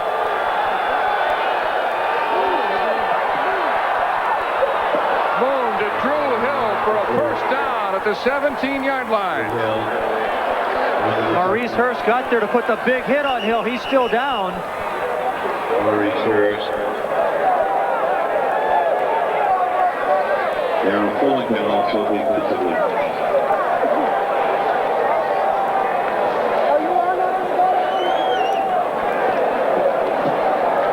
3:35 remaining, 4th quarter. New England leading 17-13. I'm Mel Proctor along with Jim Laslovic. The story today has been the New England defense for most of the game, shutting down the run and shoot of Houston. Warren Moon having one of his worst days ever, but he has just completed a 33-yard pass to Drew Hill to give the Oilers a 1st down at the 18-yard line. And they've been so good, the Patriots have taken away the seams today, and this time Hill gets in the seam, and watch the beating that he takes. Hurst hits him, Hurst's helmet comes off, Hill does a great job holding on to that football, but a big gain. It's something the Oilers haven't gotten much of today, a 33-yard gain. And now they've moved it down into position where they can take the shots into the end zone. 3:30 to go. They're down by 4. So at this point, they're thinking touchdown. We'd like to welcome those of you who've been watching the Giants-Browns game and the Steelers-Eagles. We are here in Foxboro as Drew Hill is helped off the field.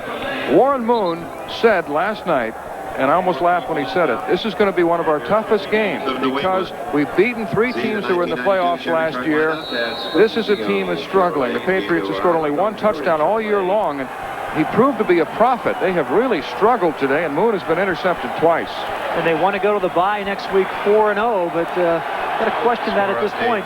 Frank Majotki in the game for the first time, replacing the injured Drew Hill. First down at the 18-yard line.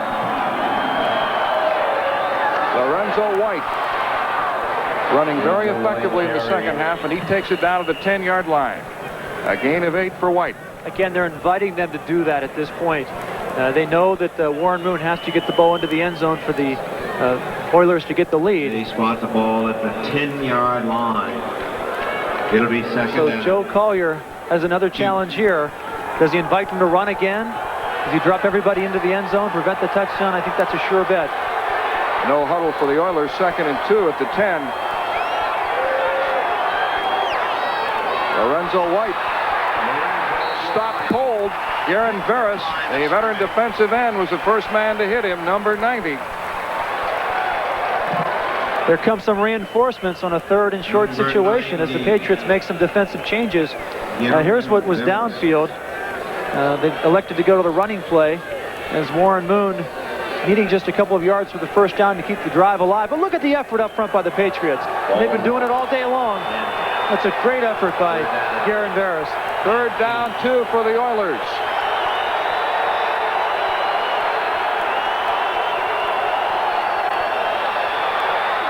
Moon's pass complete to Ernest Givens for a first down at the 5-yard line. Ernest Givens. And we hit the 2-minute warning with the Patriots holding on to a 17-13 lead over Houston. Mel Proctor with Jim Laslovic back in Foxboro. We welcome you to this exciting game between New England and Houston. The Patriots holding on, but Oiler touchdown here might decide the game in their favor. Long, frustrating day for Warren Moon, facing a 1st and goal situation at the 5-yard line. Into the end zone, Duncan. Touchdown, Oilers. And David Poole had the coverage on Duncan, and he goes up and makes the great catch. And the Oilers finally have something to celebrate here. They've taken the lead as Warren Moon finds somebody finally in the end zone. So far today, look at the effort here. Great job by the receiver. Great job with Poole almost on his back. He makes the catch. So far today, he's thrown one to the red jersey. He's finally thrown one into the end zone that somebody has caught. And Warren, what a long afternoon, but fruitful at this point. Ian Howfield in to try to make it 20-17. His kick is good. The Oilers have been in trouble most of the day, scoring on this long drive engineered by Warren Moon and the running of Lorenzo White, and they've taken the lead 20-17 with a minute 52 left. And I think they started to be successful when they started to show some patience. For a long time, Warren was trying to force it downfield, but again, the deep drops by the underneath guys in the zone coverage for the Patriots, I mean, that was really a big part of it.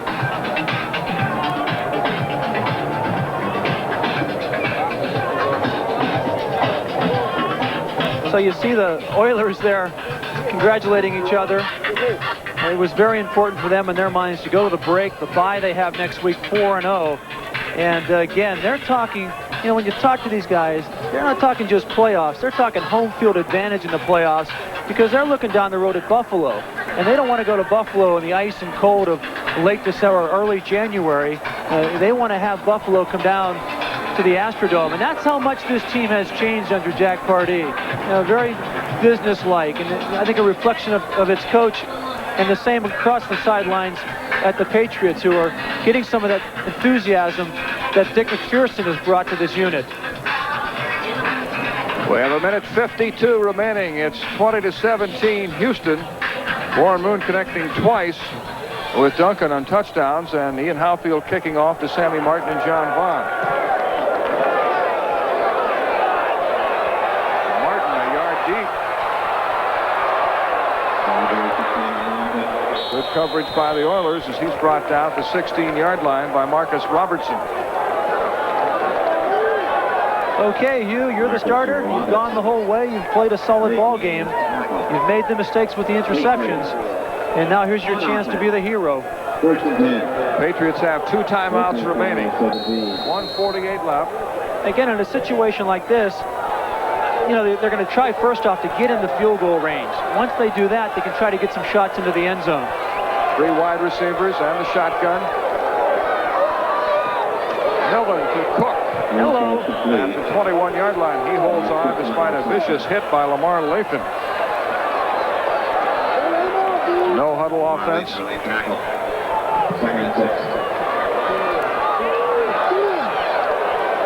Millen completes his pass to Leonard Russell, who breaks the tackle and is knocked out of bounds, stopping the clock at the 26.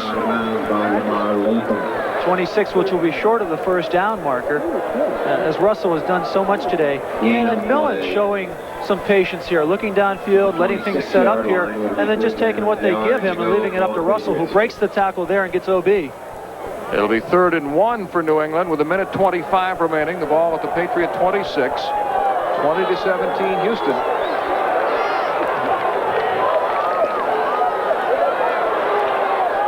Complete to Cook, the tight end again. He's got a first down. Yeah, Cook has come up with a lot of key catches and possession-type downs like that, and he does it again.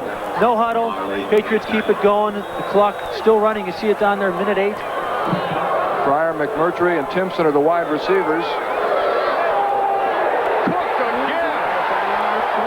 Well, the Patriots are cooking behind Marv Cook, and they've got a first down at the Oiler 45, a gain of 24 yards.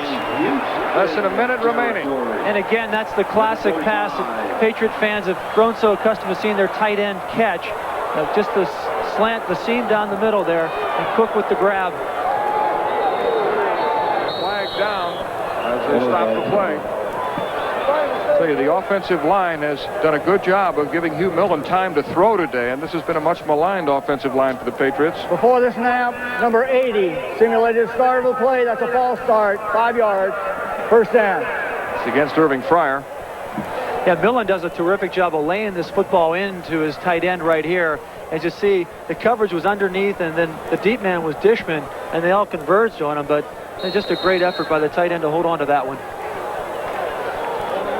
And Cook, 10 catches today. He came into the game with 12 catches, 10 catches for 101 yards. First and 15 at midfield.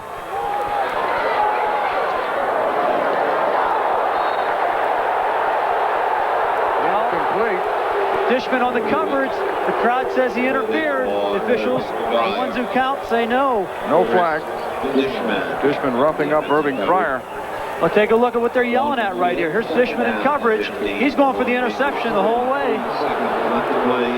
It's his ball too, he's saying. In the past, Dishman has made mistakes, been penalized in crucial situations, but he's learned. He said, I can't afford to get penalties. He had a big pickoff in this game a little bit earlier. Second down and 15. Millen chased out of the pocket. Incomplete. Intended for Greg McMurtry. That took a mix of imagination and courage on Millen's part to attempt that pass, because he did not have a very big opening to try to squeeze that into. Plus, he had to put some touch on it because he was running to his left, a right-handed quarterback. And you can see in the background there, McPherson, the head coach, was saying, okay, settle down, we got time. And what they want to do is move it and give their field goal kicker a chance to at least tie now with only 25 seconds to go. They still have the 2 timeouts. Jason Starowski's longest field goal this year is 39 yards. It'll be against the wind, too, here. They're not even close yet. No. Complete for a first down at the 45. And the clock's running. Out of bounds, and they'll have to use a timeout. So Millen signals for a timeout. We'll be right back. If your face were square... A 16-yard pass from Hugh Millen to Michael Timpson has given New England a first down at the 34 of Houston with 16 seconds left.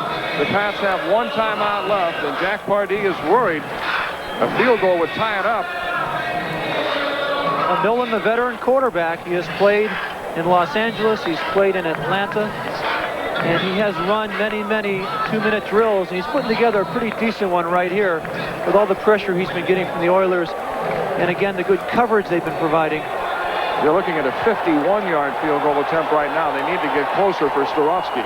He has moved the team 50 yards so far. You're right. They need to get closer. 20-17 Oilers.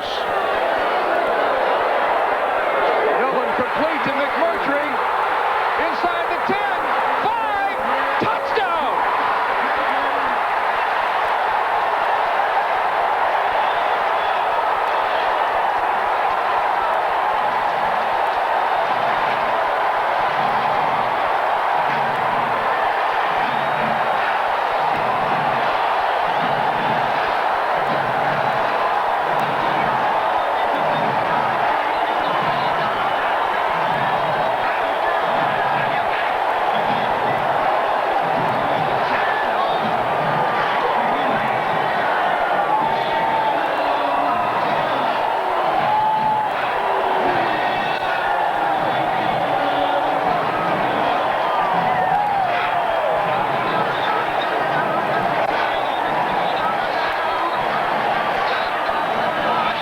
McMurtry had caught only one pass coming into this game.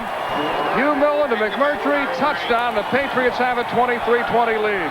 Yeah, and right there, he wasn't thinking about anything but getting into that end zone. And the conversion by Jason Starofsky is good. It's 24-20, New England. New England Patriots 24, the Houston Oilers. Dick McPherson's looking for somebody to hug.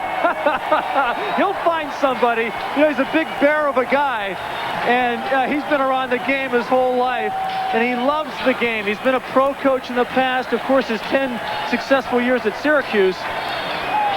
Oh, my. Now let's take a look at today's Canon camcorder replay of the game, a trick play. How cool Millen is. Just so cool. The great protection and that great move by McMurtry to make a couple of guys miss, to keep his feet and sprint into the end zone. McMurtry's first touchdown of the year. Former number 1 draft pick of the Boston Red Sox, who chose football over baseball, and he's the star right now. You mentioned the Red Sox. I wouldn't quite call this the city of champions. You see the reaction right here. This city has a long way before they have the champions that they won in place this year, but it could be the city of comebacks. The Boston Red Sox are playing down at Fenway. They were ahead 5-4, the Yankees in the 8th inning, and then this club right here coming back from a 1-15 season, and they're 6 seconds away from getting off to a 2-2 start under their new head coach, the city of comebacks. Hugh Millen and his first start with the Patriots, engineering what could be one of the biggest wins of the year and one of the biggest wins in Patriot history, certainly under Dick McPherson. Starofsky with a line drive kick. Taken by one of the up men. That's the ball game. Wow.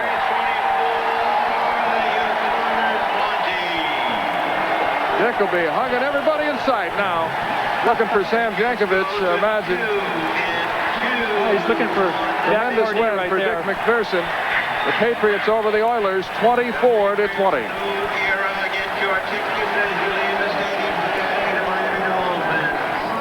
Season to date, even though they did it on their home field, they were about a 2-touchdown underdog, and they win it 24-20. All the scores and highlights from around the league, and Will McDonough's attempt to explain today's outcome in Foxboro when we come back after these messages and a word from your local station. 2 years ago, the Patriots stunned playoff-bound Houston. The Oilers returned to Foxboro Stadium today. Warren Moon looking to run and shoot it up on the Pats.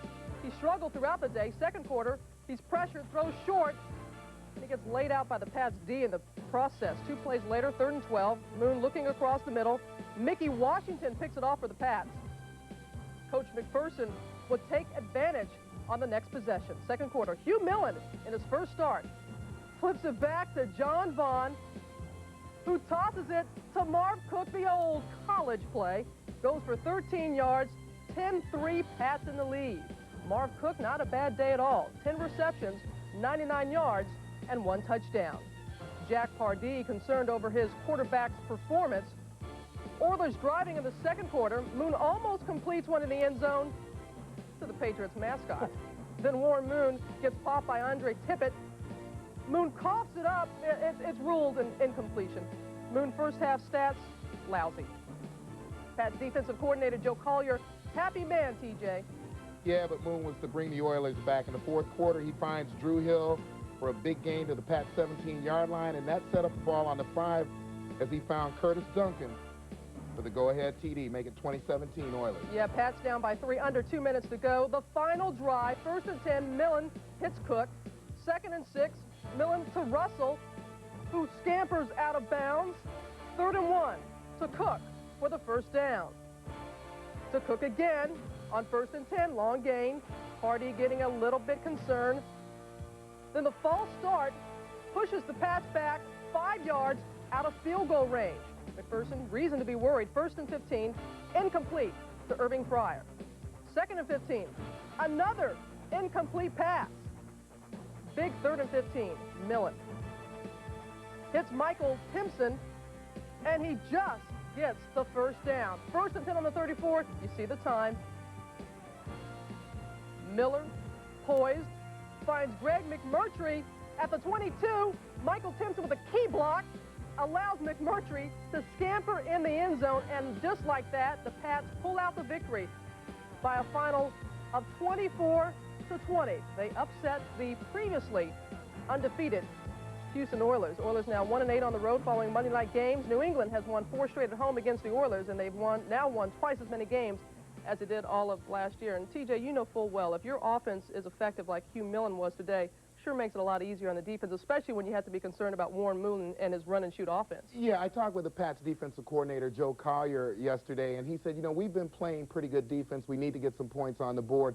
He thought that the change to Millen at the quarterback would make a difference for him. It did. He put up just enough points to get the win, but you have to be impressed with Joe Collier's defense, my old coordinator, and what he did to the run and shoot today. You're not surprised with that he has some good players on defense, and he's making them be very effective.